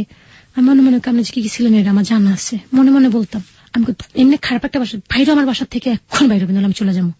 পরের দিন ডাক করে জিত করে চলে আসছি ঢাকায়। মা 2 দিন পরে অসুস্থর কথা বললে আমাকে আনছে, আবার মরে যাবো মা মরে যায়। আসছি, আমার কথা শুনে না দেখা ভাইয়ের কথা বলতেছে, ভাই অসুস্থ, তা ভাই লাগে আমার টান বেশি, ভাইয়ের কথা বললে আমি চলে আসবো, ছুটে আসবো। ভাইয়ের কথা কইছে, আমি চলে আসছি। আসার পরে এখন মা পরের দিন রাত্রে এক হাতে বিষের বোতল আর এক হাতে আমার ভাই, আর মনির হাতে দড়ি, বলতেছে তুই যদি মনিরে বিয়া না করস তাহলে আমি বিষ খামো, আমার পোলারও বিষ খামো, আর নাহলে আমি বিষ খামো, তোর ভাই এতিম হইব। এখন আমি তো কান্নাকাটি শুরু করছি, আমার মা মরে গেলে আমার ভাইটা এতিম হয়ে যাবো, আমি কার কাছে যাবো, মা ডাকবো কারে, ভাই তো এতিম হয়ে যাবো।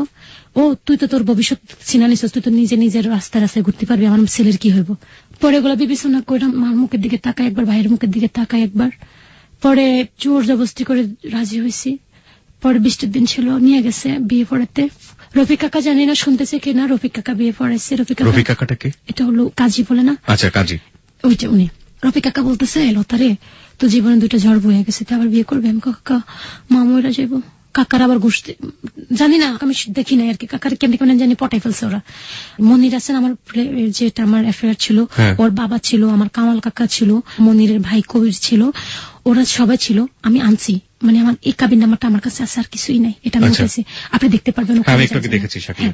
ওইটার মধ্যে যাতে সাইন আছে ওরা ছিল। তারপর ওরা সাইন দিছে, বিয়ে হয়েছে। আমি তো কান্না কাটি করতে করতে আমার তো জীবন একটা ঝড় হয়ে গেছে। পরে ভাইয়ের মুখের দিকে তাকে আবার বিয়ে বসছি। দেখ, বিয়ে বসার পরে বাসরের দিন আমাকে 50 টাকা দেয়। 50 টাকা দেয়, তো আমার মাঠ থেকে না, আমার মাঠ থেকে আমার টাকা নিয়ে আমার বুঝে হাসতেছি। হাজবেন্ড? হ্যাঁ। কাবিন নামাতে কত ছিল? আমার ভাইয়া 2 লাখ টাকা মনে হয়, আর দেনমোহর আর 20,000 টাকা কষে দিস, অল্প দেয় নাই। এটা মিথ্যা কথা লিখছে, নাহলে তো বিয়ে হবে না। এই মনির ছেলেটা কে ছিল? মনির ছিল চাঁদপুরের, ফার্নিচারের কাজ করতো। আপনাদের এলাকায় কি করতে গিয়েছিল? আমাদের ফার্নিচার, আমাদের এলাকা, আমাদের দোকানে ফার্নিচারের কাজ করতো। আপনাদের দোকান ছিল? আমাদের দোকান ছিল, এবং কি ভাড়া দিত আমার মিজান ভাইয়ের কাছে। মিজান ভাইয়ের মিস্ত্রি এই মনির। মানে দোকানটা আপনাদের? হ্যাঁ, ভাড়া নিয়ে। মিজানটা কে ছিল? মিজান আবার পূর্বের বাড়ির আমার একটা জায়গা ভাই ছিল, তার কাছে আপনি দোকানটা ভাড়া দিতেন, আর উনি ওনার মিস্ত্রি ছিল হচ্ছে মনির, যার সাথে আপনার মার রিলেশন? না না, মার সাথে রিলেশন কি, আমাদের বাসায় আসতে যেত। এখন সবাই এটাই ধারণা করছে যে আমার মার সাথে ওর সাথে রিলেশন দেখে মা কুল পায় না দেখে আমার বিয়ে পড়ে দিছে। এটাকে আমাদের বাড়ির সবাই বলছে এই কথা। প্রথম ঘটনাটাও আমরা একই রকম দেখলাম, দ্বিতীয় ঘটনাটাও আমরা একই রকম দেখলাম, এবং দ্বিতীয় ঘটনাটা একটু ডিফারেন্ট পেয়েছে, কারণ দ্বিতীয় ঘটনাতে আপনার মা চেয়েছিল এক ধরনের সম্পর্ক করার জন্য সুমনের সাথে, কিন্তু সেটা সে পারেনি। আর তৃতীয় ঘটনার ক্ষেত্রে আমরা একই রকম জিনিস দেখছি। এটা আপনার কাছ থেকে আমরা শুনছি। বাকি যেটা সেটা হচ্ছে ওপরওয়ালাই ভালো জানেন কতটুকু সত্য, কিন্তু সবচেয়ে বড় যেটা ব্যাপার, একের পর এক যে সন্তানের প্রতি এই অন্যায় আচরণগুলো, সেগুলোতে একটা জিনিস মোটামুটি এতক্ষণে পরিষ্কার হয়ে গিয়েছে, সেটা হচ্ছে ও আসলে নিজের সন্তান ছিল না। প্রিয় শ্রোতা, আমরা আজকে লতার জীবনের গল্প এখানে প্রচার করছি, এবং আমরা বিশ্বাস করি সমাজে এরকম অনেক লতা আছেন যারা কোনো না কোনো ভাবে ফ্যামিলি ভায়োলেন্সের শিকার। আমরা এটাও বিশ্বাস করি যে ও যেটা বলছে সেটা মঙ্গল গ্রহের গল্প নয় বা ভিন্ন গ্রহের গল্প নয়, এই বাংলাদেশেই ঘটে থাকে এরকম গল্প। হ্যালো 8920-তে বিভৎস গল্প, বিভীষিকার গল্প কোনো না কোনো ভাবে উঠে এসছে। আমরা আজকে যে লতার জীবনের গল্প এখানে প্রচার করছি, সেই জীবনের গল্প থেকে আপনি কি শিখবেন সেটা আপনি হ্যালো 8920 শেষে গিয়ে নিজেকে প্রশ্ন করলে উত্তরটা পেয়ে যাবেন। লতা, আমরা আবারও ফিরছি। মনির আপনাকে মাত্র 50 টাকা দিয়েছিল বাসরাতে। কেন দিল এটা? বাসরাতে কিছু একটা দিতে হয়, যে আংটি দেয়, কিন্তু সুমন আমাকে একটা রিং দিছে। সুমন রিং দিয়েছিল, আর মনির আপনাকে একটা 50 টাকার নোট দিল। আপনার তখন বয়স কত? 19-18। তার মানে আপনি তখন প্রাপ্ত বয়স্কা, যেটা বলে বাংলাদেশের বিবাহ 19 হবে, 18 কিংবা 19। ঠিক আছে, আমরা ধরলাম বিবাহের বয়স হয়েছে আপনার তখন। ওকে, তারপরে দিছে। আর এরপরে আমি 2 দিন পরে ঢাকা চলে গেছি। সবাই কানাকষা করতেছে, নিজে না পাইরা খোকার সাথে একবার ইয়া করছে, এখন আবার এই সাথে মাইয়ার বিয়ে দিয়ে দিছে, এগুলা বলতেছে। আমি চলে আসছি, এরকম চলতেছি আমার মিম পেটে আসছে। মিম মানে আপনার মেয়ে? যখন আমি মাকে বলছি, মা আপনি কি মনিরকে নিয়ে ঢাকায় ফিরেছেন নাকি? মনির আমাদের বাড়িতে থাকতো। এখানে আবার একটা কথা বলো, মা যেখানে থাকতো ওখানে মনির থাকতো, একসাথে থাকতো। সবাই আমাকে ফোন করে বলতো, লতা তোর মা আর মনির এক বিছনায় শুয়ে থাকে কে? আরে ওকে, আপনার বাবা তখন দেশের বাইরে ছিল। এদিক দিয়ে বাবার কাছে তো আমার নামে অনেক খারাপ খারাপ কথা বলতেছে মায়। পরে আমি বিশ্বাস করতাম না, আমি দূর, মা বুঝি এরকম করবো, ভালো হয়ে গেছে আমার মা। এদিক দিয়ে আমি ঢাকা মিম প্যাডে করে চাকরি করি, মাকে টাকা পাঠাইতেছি, সারা মার্কেটে ঘুরি। পরে যখন মিমের 8-9 পড়বো, মা আমি পারতেছি না, আমি চলে আই। না, এখনো তুই থাকবি, আরো কদিন পরে আসবি, তোর বসে বসে খাওয়াই বুকে। আমি মা এইভাবে বলেন কেন আপনি? কয় না, তুই আরো কদিন থাক। এখন আবার বুঝায়, আরো কদিন থাক, তোর বাবু হইলে তোরে কেমনে চালামো। পরে আমি আর থাকতে পারি না দেখে আমি চলে আসছি। এই আসলাম কি জন্য? একদিন ভালো ছিল, 2 দিনের পর থেকে মনির আমার কাছে ঘুমায় না। কিরে মনির, আমি তোর বউ না? তুই ওই রুমে যে রাত 2টা-3টা পর্যন্ত আমার মার সাথে গল্প করে, রাতের অন্ধকারে মশারির নিচে। তা আমি একটা মানুষ অসুস্থ থাকলে না যায়, তুই প্রতিদিন মার কাছে যে ঘুমাস কি লেগা? আর আমার একটু কিছু দেয় না, আমি একটু শখ লাগলে এটা খামো, এটা দেয় না। কিন্তু আমার মা আবার ওই জিলাপি খেতে মন চাইলে আইনাল জিলাপি খাওয়াইতো। যেটা করছে ওটা বলবো, মানে একটা আমি জিলাপি, মা আমার আজকে না জিলাপি খাইতে মন চাইছে, আনতো। মিম প্যারে থাকতে এটা খাইতে মন চাইছে, খাওয়াইতো। আবার মনির অনেক সময় টুকিটাকি জিনিস খাওয়াইতো, তো ভয়ে বলতাম না যদি মারে। এরপরে আমি যদি ডাক দিতাম, মা এসে আমার মারা শুরু করতো। ও আমার রুমে ঘুমাইতেছে, তোর কি হয়ে গেছে, এমন করতেছিস, তোর শরীর অসুস্থ না? মারতো। মার কি কত প্রকার, যেমন লাতি, কিন্তু মনিরে মারতো না। মনিরে মার থেকে শিখতেছে কিভাবে মারবে আমাকে, এটা শিখতেছে মনিরে। মা কথার সাথে সাথে মানে কোনো কথা পড়তে পারতো না মাটির মধ্যে, মনিরে নিয়ে কোনো কথা বলতে পারতো না, মা ধরে মারতো আমারে। এই মিম প্যাডে অবস্থায় 2 মাস ছিলাম বাড়িতে। 2 মাসে আমার ফিডে আমার মা কত যে মায়ের আর কত আতুরার বাড়ি, আমার যে আমার মিম খাওয়ার থাকা অবস্থা আমি পাইছি বলে লাভ নাই ভাইয়া। পরে মিম হয়েছে, মিম হওয়ার পরে আমার বাবা রোজার ঈদের পরে না রোজার আগে জানি আমার বাবা আসছে, আমার এটুকু মনে নাই। আবার এদিকে বাবা আসার পরে মা এখন মনিরের সাথে কথা বলা বন্ধ করে দিছে। মানে এক ধরনের নোয়াখালীর ভাষা আছে, ও গোব পদ্মা নিশি দুয়ারের তলে মুস্কি হাসি, মানে এতদিন তোমার সাথে আমার সাথে সম্পর্ক ছিল, এখন তুমি আমার দেখে ভাসুর হয়ে গেছি আমি তোমার, তুমি আমার দেখে দরজার নিচে লুকাও কে, এরকম ধরনের কথা আর কি। তো মনিরে বলতেছে কি ব্যাপার মা, আপনি সারাক্ষণ আমার সাথে থাকতেন, আমাকে ছাড়া আপনি বুঝতেন না, আপনার ছাড়া আমি বুঝতাম না, ভাত খেতে গেলে আপনি, লতা আমার বউ ছিল, তারপর আমি লতার এত কেয়ার করতাম না, আপনার যতটুকু ভালোবাসতাম আমি, কিন্তু আমি ওনাদের কোনোদিন খারাপ দেখিনি ভাইয়া। একসাথে ঘুমাইতে দেখছি রাতের অন্ধকারে, কিন্তু কোনোদিন ওদের একটা খারাপ কোনো কিছু দেখি নাই। একসাথে জাস্ট শোয়া দেখছি, কিন্তু খারাপ দেখি নাই কোনোদিন আমি।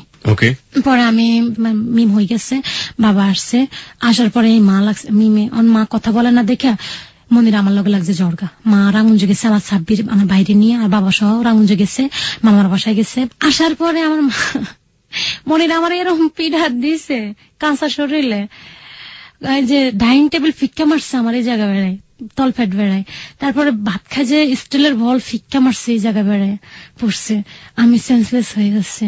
পরে মা আসছে, জ্ঞান ফিরছে, সবাই মিলে জ্ঞান ফিরেছে। আমার সুরাইয়া আমার বাস্তি, ও আমার জ্ঞান ট্যান ফিরেছে।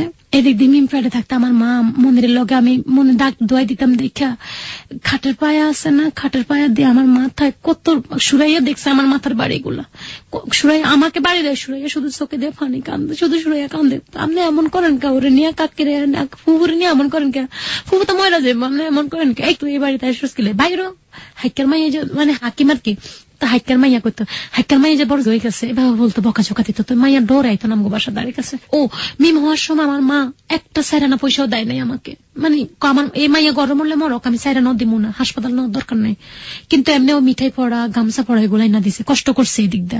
আবার মিম হয়েছে, আরে মিমের নিয়ে ডাক্তারের কাছে গেছে, কষ্ট করছে এদিক দা, কষ্ট করছে আমার মা, নাতিনের জন্য খুব কষ্ট করছে। নাতিনটা কি সুন্দর ওই যে ছাগলের যে ইয়াটা ওটা ইয়া করে কপালে বুড়ুর উপরে দিত বুড়ু গজানোর জন্য, তখন বাবা আসেনি, বাবা আসার আগেই ঘটনাগুলা। তারপরে মনের মিমের দিকে ফিরেও তাকাতো না, মেয়ে হয়েছে দেখে। এরপরে যাক বাবা আসছে, আসার পরে মনিরের সাথে তো ঝড়গা, মনির আমার মারছে, মারার পরে বাবা মা রাগঞ্জি থেকে আসে জায়গায় এগুলা করছে কে, তা আমি মা আমি না, ও আপনার কানে উঠতে গেছি, আরে সব পড়ে গেছে, এই মা দিছে বকা, মানে অনেক বিশ্রী বিশ্রী বাসায় বলতেছে আর কি, এটার ঘরে রাখলে আমার ঘর ভিত্তি করে, ঘরের ভিতরে কি জানি টোকা মনে কি ওরে রাখে আমরা কি খাইয়া ফেলি। এরপরে সুরাইয়া কয় কি, আপনারা পাগল হয়েছেন, ফুফুরে মনির কাকা কাকা বলতো, ফুফাজি বলতো না, মনির কাকা মাইরা এরকম করছে, এই ঘরের এলোমেলো করছে, আপনি জানেন আপনার মেয়েদের কিরকম সরছে, কয় কিরকম, আপনারা যেরকম সরেন এরকম মাইয়ারে সরছে, মানে পাড়াইছে আর কি, এই তলপেট বার লাত্তি উষ্টা। এরপরে বাবার সাথে মনিরের লগে কি কি তর্ক হয়েছে, মনিরে বাড়ি করে দিছে। বাড়ি করে দেওয়ার পরে আমি আমার বাবার বাড়ি ছিলাম, আমার বাবা কত মিথ্যা কথা আমার মা আমার বাবার কাছে বলতো, আমার মায়ের একটু কানছে, আমার মাই ফাটাইছে আমার ফুফুগু বাড়িতে, আর ফুফু ওই যে আবার ফেয়ার ছিল যে মনিরের মার কাছে ফাটাইছে, ওই মনিরে ফোন দিছে, আমার হাজবেন্ড মনিরে ফোন দিছে, ওর সাথে কথা বলতাম। এদিক দিয়ে আমার বাবা আমার মেয়ে কানতেছে দেখে আমার কয় কি পায়খানা দিয়ে মুখ টুক সব ভরাই ফেলছে। আমি এসে দেখি হুদা কোনো কিছুই নেই। আমি বাবা এত মিথ্যা কথা বলেন কি লাগা, এটা বলছি দেখে আমার মামার মারছে। এরপর আমি ঘর ঝাড়ু দিতে গেছি, আমার বাবা কয় শোন এদিকে, আমি বলেন কয় করছে, কিন্তু আমার বাবা একসময় আমি যদি দুধ ভাত খেতো আমার লাগে অর্ধেক রেখা দিত ছোটবেলায়, এটা বাবা আসছি তো বাবার একটু আদর করবার না, আসো বাবার একটু আদর করো। আমার বাবা একসময় করতো এগুলা, ভাই হওয়ার পর থেকে আর করে নাই, ভাই হওয়ার আগে এরকম আদর করতো আমার। বলতেছে তুই আমার মেয়ে না, তোর আমরা পালক আনছি, তোর জন্মের কি ঠিকানা আমি জানি না। মা বলতেছে ওরে তো আমরা ডাস্টবিনের থেকে কুড়াই পেয়েছি। কি বলেন এগুলো আপনারা আমারে? পরে করতে এক্ষণ এই মুহূর্তে আমার বাড়ি থেকে বাইরে যাবি। আমি কই যাবো, আমি হাঁটতে পারি না, আমার ব্লাড এখনো ঠিক মতো ইয়া হয় না, আমি যাবো কই? এক্ষণ এই মুহূর্তে বাইরে যাবি, আর যাবো কই? তাই ওই সুরাইয়ার বোন পান্নারে আমার সাথে দিয়া দিছে, আমার মা 1 টাকাও দিব না। পরে আমি আমার ওই ঢাকায় ফোন দিছি, আমার অফিসের ওদের কাছে ফোন দিছি, আরে ওরা একজন আমাকে 2500 টাকা দিছে বরিশালের থেকে, আর একজন ঢাকা থেকে দিছে 1000 টাকা। এই 3000 টাকা লই আমি নিয়ে কোলে কইরা পরের দিনে বাপের গছ ছাড়তে, এই যে গছ ছাড়ছি, আজও ছাড়ছি, কাইলো ছাড়ছি, আজ জায়গা দেয় নাই। গেছি ঢাকা চলে আসছি, কই যাবো। সেলিনা পরে ফোন দিছি, এর আগে 2 দিন সেলিনা পর কোনো খোঁজ পাই না। খিদা এরপরে মাইয়ার 2 মাইয়ার কি এখন 2টা মেয়ে, একটা ওর কাজের মেয়ে কিশোর, ওর আমি ফুফাত ভাইয়ের মেয়ে, আমারও মেয়ে। ওর এক পাশে রাখা মাইয়ারা ওর কোলে দিয়ে ইট ভাঙছি, সোনিয়াকরা ইট ভাঙা 2জনের মুখে ভাত দিচ্ছি, আমি নিজে খাই নাই, অল্প কয়টা খাইছি। ওর পাউরুটি কিনা দিচ্ছি, মাইয়ার দুধ খাওয়াবো কোথেকে। এরপরে 2 দিন পরে আপা ফোন ধরছে, আমার একটা আপা সেলিনা আপা, ওনার ঋণ আমি শোধ করতে পারবো না। সেলিনা আপারে ফোন দেখো, আপা আমার এই অবস্থা, আমার ডিউটি হয়েছে, আমার একটু ঘরে জায়গা দিয়ে ভিতর কত এক্ষণ চলে আমার বাসায় আইসি, আর একটা রুম ছাইড়া দিছে। কলতা তুই আমাদের সাথে খাবি? আমি কাপা, আমি তো সারাদিন বাইরে থাকবো, থাক, আমার এত টাকা নাই আপা, আমি খাবো না। মিমের পান্নার কাছে দিয়া আমি সারাদিন মার্কেটে দৌড়াদৌড়ি করতাম, আর মাইয়া লাইগা কান্দা মেরে আমার মাইয়ারে পান্না ফোন করতাম, ঘরে একটা মোবাইল কিনা দিছে, একটা আমি রাখছি। পান্না আমার মাইয়াডারে কষ্ট দিস না রে। পান্না কয় না ফুফু, আমি হুক্কু কইতো, হুক্কু আমি মারি না, আরে ও আমার বোন না। আমি আমার পরে জামা না, সেরা জামা, স্যান্ডেল পায়ে, আমি জানি না মিজান ভাই আর জাহিদ ভাই আরো আমাদের ট্রাভেলসের কিছু কিছু মালিকরা শুনতেছেন কিনা, ওনারা আমার বিমের দুধের টাকা দিছে, যাই ভাই আমার মাইয়ারে পাশে না, আমার কিছু আল্লাহর হস্তে টাকা দেন। সবাই মিলে আমার কিনে তোদের ছিঁড়া জামা, এক ভাইয়া আমার জামা কিনা দিছে, কাটা 3 পিস কিনা, আরেকজনে জুতা কিনা দিছে, আরেকজনে আমার মাইয়ার দুধ কিনা দিছে। লাজ করতাম না রে, আমি যদি লাজ করি আমার মাইয়ার দুধ দিব কোথেকে? আপার তো ঘর ভাড়া দিতে হবে 1500 টাকা, কোথেকে দিব? দুপুরে খাইতাম না, ওই টাকা জমা করে রাখতাম, আর মাইয়ারে রান্না করে দিয়ে আর বিমের একটু কোনোদিন একটু সুজি খাওয়াইতাম না। 1 কেজির 800 টাকা পট, এই 800 টাকা জোগাইতে জোগাইতে আমার দাঁত 3টা ভাঙতো। ভিক্ষা করতাম, দিনের চারকি করতাম, আর বোরকা পয়রা পয়রা সবার অফিসে যাই ভিক্ষা করতাম।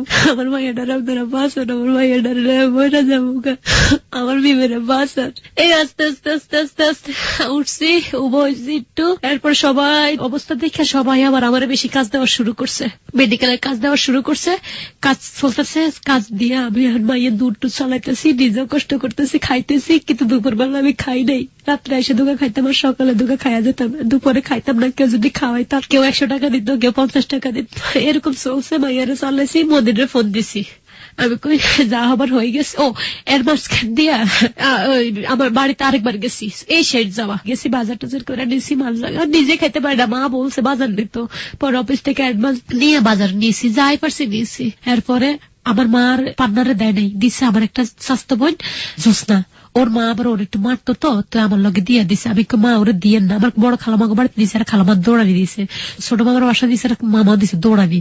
পরে রামগঞ্জ কার বাসায় রাখছে, পরের দিন আমার সাথে দিয়ে দিছে ঢাকায়, আমার মেয়ে নিয়ে চলে আসছি। এই শেষ আসা আমার বাবার বাড়ির থেকে আইসা। এরপর 2 দিন আমার বাবা আবার কয় কি তুই স্বামী চাস? আমাকে ডাইকা বলতেছে তুমি কি স্বামী চাও না বাপ মা? স্বামীকে 2জনই চাই, কেন 1জন বাইসা নিতে হইব? তা আমি কই আমার তো জীবনটা নষ্ট করছেন, আমার একটা মাইয়া আছে, থাক আপনারা যদি আমার কাছে যদি না আসেন তাহলে আমার স্বামীরা আমার কাছে দেন। এই মুহূর্তে আমার বাসার ধারে কাছে আর ঢুকবে না। আমার বাবা কয় বাইরে যাবে, মানে আমার বাবা তো একবারে চলে আসছে, এখন একবারে বাড়িতে বাইরে চলে যাবে। যাক গেছি, খাইসা বলতেছি, আরে মানে জোসনারে বলতেছি, ওর নাম জোসনা ছিল, আমি ঢাকাইসা শিমলা রাখছিলাম।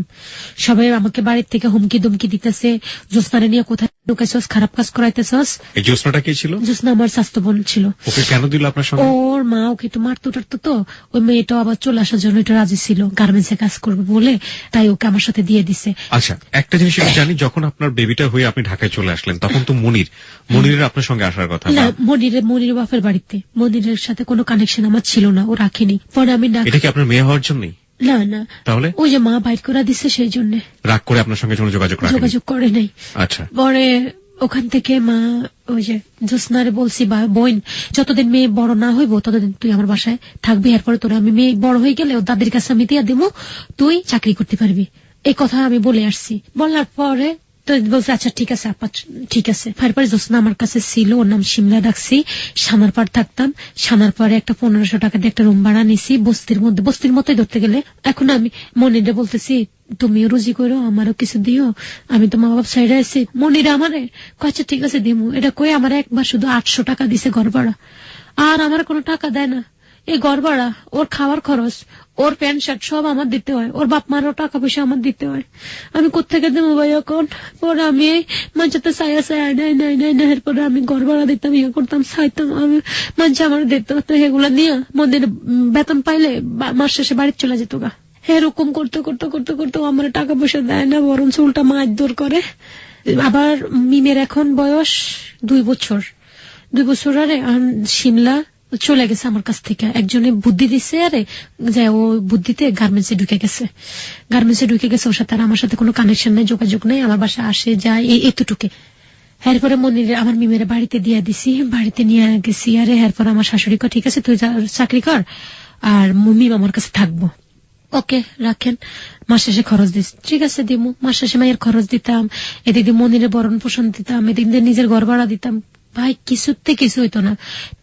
ওখান থেকে মনিরের এরপরে আস্তে ধীরে মনির চলতাম দুজনে, ও একটা টাকা পয়সা দিত না, আমি নিজেই চলতাম, নিজের খরচ দিয়ে ওরা চালাইতাম। কয়েকদিন পরে মনিরে বলতেছে কি আমার তো জায়গা নাই, ভাই একটু জায়গা দিছে, একটু ঘর কিনবি, তাহলে একটা ঘর বিক্রি করবো 50,000 টাকা দিয়ে, 40,000 টাকা দিলেই হইব, কিনবি? তো এরপর আমি কই এত টাকা আমার কাছে কোত্থেকে আইব?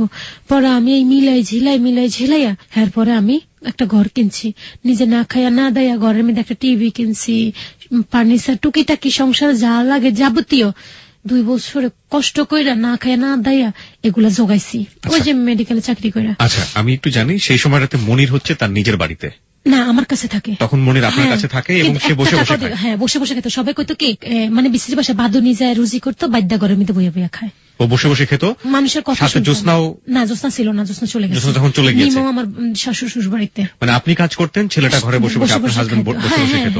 মিম কি করতো? মিম দেশে ওর দাদির কাছে থাকতো, 2 বছর হয়ে গেছে। মানে মনিরের মায়ের কাছে থাকতো। আপনি যেখানে ভাড়া নিয়েছিলেন সেখানে মনির বসে বসে খেত, আর আপনি রোজগার করতেন। আর ঘরটা কিনলেন কোথাও? ঘর ও বাড়িতে কিনছি, ওদের বাড়িতে ঘর কিনছেন, ওদের বাড়ির জন্য টেলিভিশন কিনছেন। হ্যাঁ, আমার ঘরের জন্য আর কি। আমি আস্তে আস্তে আমার বাসুরের টাকা পরিশোধ করে দিছি ঘরের। এরপরে ঘরের ভিতরে সব ফার্নিচার, খাট টাট কিনছি, টুকিটাকি একটা সংসারে যা লাগে নিজে না খায় না দেয় এগুলো জোগাইছি। তারপরে জাগানোর পরে মনিরে কোনোদিন কয় না যে এটি ঘর ভাড়া। আর বরঞ্চ ওখানে মানে আচ্ছা অনেকগুলো বাসা না, সবাই মিলা বসলে মনির আমার বদনাম করতো, কইতো ওর মা ওরে মারতো, এরকম বেয়াদপা ছিল, এগুলা কইতো। একদিন আমি বাথরুমের মধ্যে এসে শুনি এগুলা বলে। আমি কারে ওর লেগে আমি এত কিছু করি, নিজে না খাইয়া ওরা খাওয়াই, ওর লেগে ঘর কিনছি, এগুলা করছি, ও আমার এত কষ্ট দিতে পারতো। এরপর ও বাড়িতে গেছে, বাড়িতে যাইয়া কয় কি লতা তুই চলে আমগো বাড়িতে, আমি রুজি করবো, তুই খাবি। আমি যা খা। আমার ডাইল ভাত দিল ভাই, আমি খামো, আমি রাস্তায় আমি আর কাজ করবো না, এটা বলছি। আমি গেছি ভাইয়া 15 দিনও যায় না, আমার শাশুড়ির লেগে আমি দুধ টুধ কিনে নিয়েছি, শাশুড়ি খাইবো।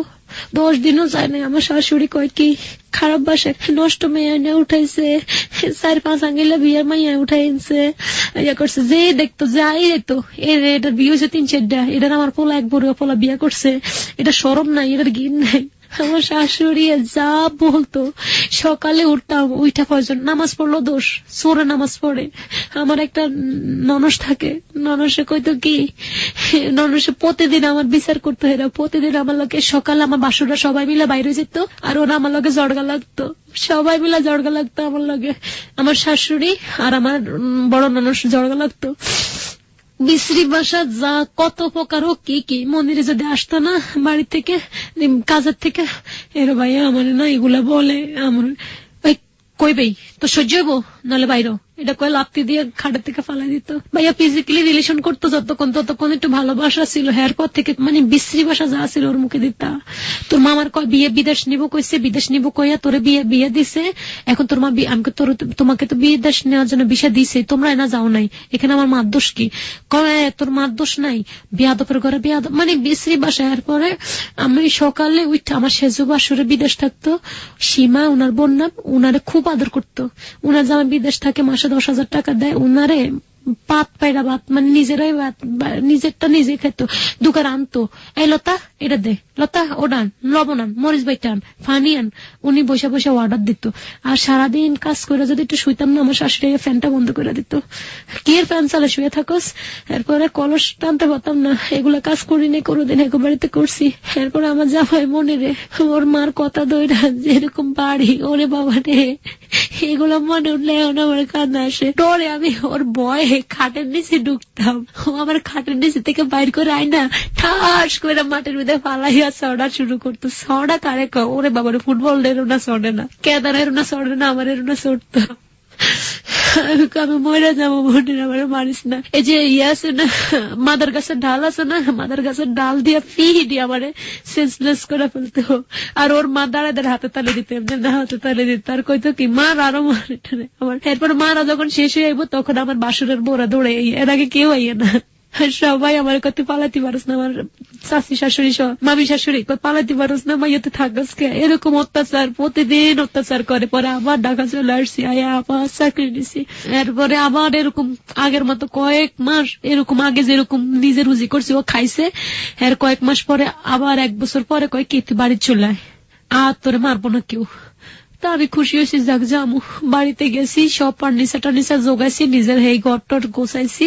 প্রতিদিন সকালবেলা উঠা ঘর ঝাড়ু দিতাম, থাল বাড়ি দিতাম। ও যদি একটু জ্বর হতো সবাই ডাক্তার কবিরাজ, আর আমার জ্বর হয়েছে আর আমার মাইয়া আমার মাথায় পানি দেয়। আমার শাশুড়ি কত বঙ্করস, আমার ফোলারে ডিপোজ করতে পারতো না, ডিপোজিট দে, আমার ফোলারে ডিপোজিট দে, আমার ফোলারে ডিপোজিট দে, নাহলে তোরে এখন গাইলা ফেলবো। এরপরে আমার শাশুড়ি আমার চুলের মুন্ডি সামনে ধরে ঘুরাইতো। আর আমার ননসে আমার চোর কইতো কি ওনার মেয়েরা বিস্কুট চুরি করে খাইতো, এটা চুরি করে খাইতো, আমার নাম ফালাইতো, আমার নাম কইয়া আমার যে মায়ের খাওয়াইতো মনের দিয়া, মনের শুধু লাইট থাইতো। আমার লাথি কত প্রকার, এমন লাথি আমি খুব ভাই আমার 7 বছর বয়সে আমার সবাই মারতে মারতে এতটুকু আছে। আমার আর মায়ের নামলে না, মা গো আপনি আমার মা নাই, আপনি আমার শাশুড়ি আমার মা তো পিছু দিয়ে যায়, মা কইতো মা ও মা। তো আমার শ্বশুর কইতো, আমার শ্বশুরটা ভালো ছিল, শ্বশুরে যদি গরম পানি আগায় দিতাম, সকালে উঠা ভোরে উঠে শীতকালে গরম পানি করে দিতাম, মজুর লাগিয়া করে দিলেও দোষ হতো, না দিলেও দোষ হতো। করে দিলে কত কি এত দার্ঘা খরচ কি, আমার শাশুড়ি না করে দিত কত ধুয়ে রয়েছে, ওর শ্বশুর গরম পানি দেয় না, এডি কইতো। আমার শ্বশুরে আমার লেগে জর্গা লাগতো, তো কইতো কি আপনার ইয়া লাগেনি, এমনি কইতো। আমার শ্বশুরে দিয়ে যে বিশ্রি কথা কইতো আমার। তারপর আমার বড় ননসে আমার মা ডাকে, কত কি আমার মা লাগনি, কথায় এডি কইতো। ওনার মেয়েরা বিস্কুট চুরি করে খাইতো, এরা চুরি করতো, আর আমার নাম হলে তারা আমার এরম ফিটা দিত। একদিন আমার মেয়ে একটু দুধের লেগে কাঁদছে দেখে আমি একটু দুধ আসা মিশে মানে ছোট কাপের 3 ভাগের 1 কাপ একটু দুধ আমি নিয়ে রাখছি, আমার বাসুরের মেয়েরা পড়াইতাম। এগুলো মনে যায় এরা যায় মনে বলে দিছে, বলছে আরে কিছু দেখলাম না। আমার শাশুড়ি কোন দিক থেকে আইসা আমার চুলে মুড়িছে, আমি দইরা মনিরা ছিল উনানের ভিতরে পালাইয়া জিব্বা মন্দিরে কয়ে জিব্বা ধর, জিব্বা দইরা জিব্বা কেটে দিতে ছিল আমার। পরে আমার সবাই মিলে আয়া, এরপর আমার মানে বাসে লাত্তি, এরপরে সবাই মিলে টিভি দেখে। আমি যাইয়া যদি একটু বসি, আমার শাশুড়ি কয় কে শুনে দিঘা এটা কয়ে নাই কাঁদতো, আই না শুনে মুড়ি যাবি ধরে ঘর থেকে ধাক্কা দিয়ে বাইরে পালাই কয় কিন্তু পানি খরচ করছিস তুই জানা। আমার পোলার বইয়ের খাটে ঘুমাতে, আবার পোলার খাটে বসে আমাকে মা সবাই তো বসে, মাকে তো মা সবাই তো বসে, এই আমার কথা কস যা বাইরে আমার ঘর থেকে। আমার শ্বশুর কথা মাইয়া ডারে মারুসকে এরকম করসকে মাইয়া ডারে লয়। আমার শাশুড়ি কম মারতো, কিন্তু আমার মন্দিরের দিয়ে আমার খুব মার খাওয়াইতো, মন্দিরের দিয়ে প্রতিদিন মার খাওয়াইতো মন্দিরে। আর এরা প্রতিদিন আমার বিচার করতো, আমি প্রতিদিন কাঁদতাম, এত অত্যাচার। আমি খুব যেদিন আমার মন্দিরে মারতো ওই দিন আমার বাসুরের মাইয়ারে ওর শ্বশুর বাড়িতে মারতো। তো ওই সবাই কত কি এটা অভিশাপ, এই মাইয়াটা এরম মারস, তোরা মাইয়াটা এরম মারস, মাইয়াটা কার কাছে যাইবো। আমার শ্বশুরও কইতো সীমা শুয়ে রয়েছে, আমার শ্বশুরে কয় কি গো তুমি উঠবো না, কাজ করবো না, আমার পেট ব্যথা। আমার শাশুড়ি কয় কি কে ওটা কি করে, ওই যে হন্ডির ঘরের হন্ডি কি করে, ও কাজ করতে পারে না, কত সকাল থেকে তো সব রান্না বান্না সব তো ওই করছে। আমার মামি বাপি বাদ দিত, কিছু কত রানলে যদি মা আমি একটু একটু সিদ্ধি লই খাই না, এই সীমা করে তুই ওরা সিদ্ধি দে তো একটু, তুই সীমা একটু রিকমাই পা দিলে খাইতাম। ভাত মাইপা আমার ঘরের মধ্যে দিয়ে দিত, যেদিন মদিনে বাড়ি থাকতো ওদের একটু ভালোভাবে খাওয়াইতো, আর নইলে ভাত মামি আমার ভাত দিত, মামি ভাত তরকারি দিত। একদিন রোজার মধ্যে আমি এরকম না কি লইয়া আমার বাসা আমার কয় আমার মাইয়াকে কি লেগে জানি কাঁদছে, আরে আমার সেজু জাল যে সীমা কয়া করছে মাঝের আমরা লোভি, মাইয়ের আমরা লোভি বানাইছে। মানে আমি জিদ্দে ঠেলা মাইয়ের একটা থাপ্পড় মারছি, আমার শ্বশুরে কোন দিক থেকে আমার একটা থাপ্পড় দিয়ে ফালাই দিয়েছে। মানে আমি 8 দিন না খাইয়া রয়েছি, কেউ আমার একটু জিগায় নাই যে খাইছাস না খাস নাই, ফাঁদের উপরে রয়েছি। এরপরে মানুষ একটু রমজানের সময় মেয়েদের তো একটা শারীরিক সমস্যা থাকেই, ওই সময় যদি একটু কিছু খাইতাম আমার শাশুড়ি সবাই ডোল পিঠা বাইর করে দেখাই খাইতো আর পিড়াইতো, কইতে দেখ ওর এটা খায় চুরি করে, সরমে মুখে গুলো খাইতাম। নামাজ পড়লে কত বেয়াদব নামাজ পড়ে, বিশ্রী বিশ্রী কথা কত, কোনো মানে খারাপ কথা কত প্রকার তাগো মুখে ছিল। আমার জীবনে আমার শাশুড়ি, আমার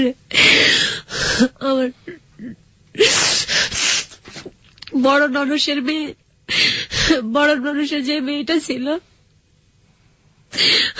বড় বড় ননসের ছেলে মেয়েরা, ওরা আমার সবসময় বকা শুনাইতো, কইতো কি মামি মামি এটা করছে, মামি ওটা, আমি হাঁটলো দোষ হইতো, এই এটা জোরে জোরে হাঁটুসকে লেগে, এমন ভাবে হাঁটুসকে লেগে, এত এরকম এরকম ভাবে হাঁটুসকে ইয়া করছে, এটা হাঁটতে জানে না, মানে হাঁটলো দোষ হইতো, একটু বইলো দোষ।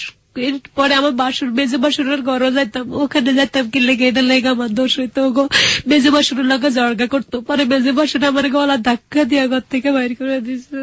আমার বাসার ধারে কাছে তুই আবি না, আমি কাছে ঠিক আছে আমু না। যাই হোক মনে মনে মনে কি ঘরের ওই পুকুর পাড়ে যাই বইয়া বইয়া কাঁদতাম, সব কাজ করে যায় পুকুর পাড়ে বইয়া কাঁদতাম। আমার শ্বশুরের মাথা হাত বুলাইতো, তো জীবনটাই এমন, তুই কি লেগে পাল্লাই আসিস তুই।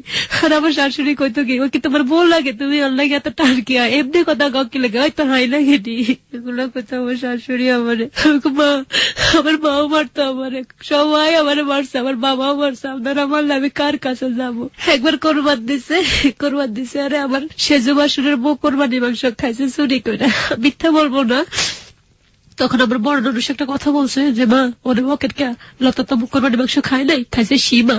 এই তুই কি জানোস, এটা লোভী, এটা লোভ, এটা দেখ না আমার বিস্কুট চুরি করে খা। আমার মা শুনিস তো কইছে, আমি বললো ওনার বিস্কুট চুরি করে খাইছি। আমি রে আমি বিস্কুট চুরি করে খাই নাই, আমার মায়ের না, মদিরে দিয়ে আমার মায়ের খাওয়াইছে। পরে বাসুরে তো বিশ্রী বিশ্রী কথা বলছে, মদিরের পরে বলতো। আপনি একটু কন্ট্রোল করুন নিজেকে। ওকে, প্রিয় শ্রোতা, আমি আপনাদেরকে একটু অ্যাড্রেস করছি। আজকে এখানে লতা আছে এবং লতার জীবনের গল্প আপনারা শুনছেন। সমাজের একেবারে প্রান্তিক পর্যায়ের একজন মানুষ, যে মানুষটি গণমাধ্যমে, বা আমরা বলতে পারি যে মানুষটি মিডিয়া, বা যে ধরনের মিডিয়ায় বলি না কেন, এই ধরনের মানুষের কণ্ঠস্বর মিডিয়াতে আসা খুবই খুবই খুবই দুঃসাধ্য ব্যাপার। যদিও এখন খুব বেশি কিছু না ঘটলে বা খুব বড় কোনো চেঞ্জ না আসলে এই মানুষদের কণ্ঠস্বর কখনো গণমাধ্যমে শোনা যায় না। হ্যালো 8920 এমন একটা মাধ্যম যেখানে আমরা বলে থাকি সমাজের যে কোনো মানুষ, ফকির মিসকিন থেকে শুরু করে শুধুমাত্র এই বাংলাদেশি হলেই চলবে, যে কোনো মানুষ সে যে স্তরই বসবাস করুন না কেন, তার জীবনের গল্প আমরা এখানে তুলে ধরতে পারি। আজকে আমরা এমন একজনকে পেয়েছি, খুবই প্রান্তিক পর্যায়ের একজন মানুষ। ওর কথাবার্তার স্টাইল, ওর যে চিন্তা ভাবনা, ওর জীবনের সুখ বলতেও যতটুকু বুঝে, প্রতি মুহূর্তে বাধাপ্রাপ্ত হওয়া, সেগুলোর পাওয়া না পাওয়া ও যেভাবে তুলে ধরছে, সেটা নিঃসন্দেহে আমাদের কাছে, অনেকের কাছে, কারো কারো কাছে যারা চিন্তাই করতে পারছেন না যেরকম হয় মানুষের জীবন, কারো কাছে মনে হচ্ছে আরে এ তো আমারই জীবনের কথা, কারো কারো মনে হচ্ছে না শুনলেও চলে। কিন্তু আমরা আমাদের জায়গা থেকে, রেসপেক্টের জায়গা থেকে ওকে তুলে ধরতে চাই। এই কারণে হ্যালো 8920 প্রত্যেকের কণ্ঠস্বর। হ্যালো 8920 সমাজের যে কোনো মানুষের কণ্ঠস্বর, এবং সেই মানুষটির জীবন থেকে যদি কিছু শেখার থাকে তাহলে সেই জীবনের গল্প এখানে উঠে আসবে। ওর জীবনের যে নির্মমতা, ওর জীবনের যে ভয়াবহতা, সেটা এই সমাজেরই একজন নিগৃহীত, নিপীড়িত, নিষ্পেষিত নারীর কাহিনী, যে মানুষটি পারিবারিক ভায়োলেন্সের শিকার। এবং এই যে ভায়োলেন্সটি, এটা কত রকমের হতে পারে, কত বড় রকম ভাবে হতে পারে, সেটা আপনি নিশ্চয়ই বুঝতে পারছেন। এখানে গিয়ে কে কি রোল প্লে করবে? সমাজের প্রত্যেকটি মানুষ, পরিবারের চারপাশের মানুষ। শ্বশুর এখানে শুধুমাত্র সহায়, শ্বশুরও কিছু করতে পারছে না তার জন্য। যখন মার ঘরে ছিল, সেই মা তার জন্য ভালো কিছু কখনো করেনি।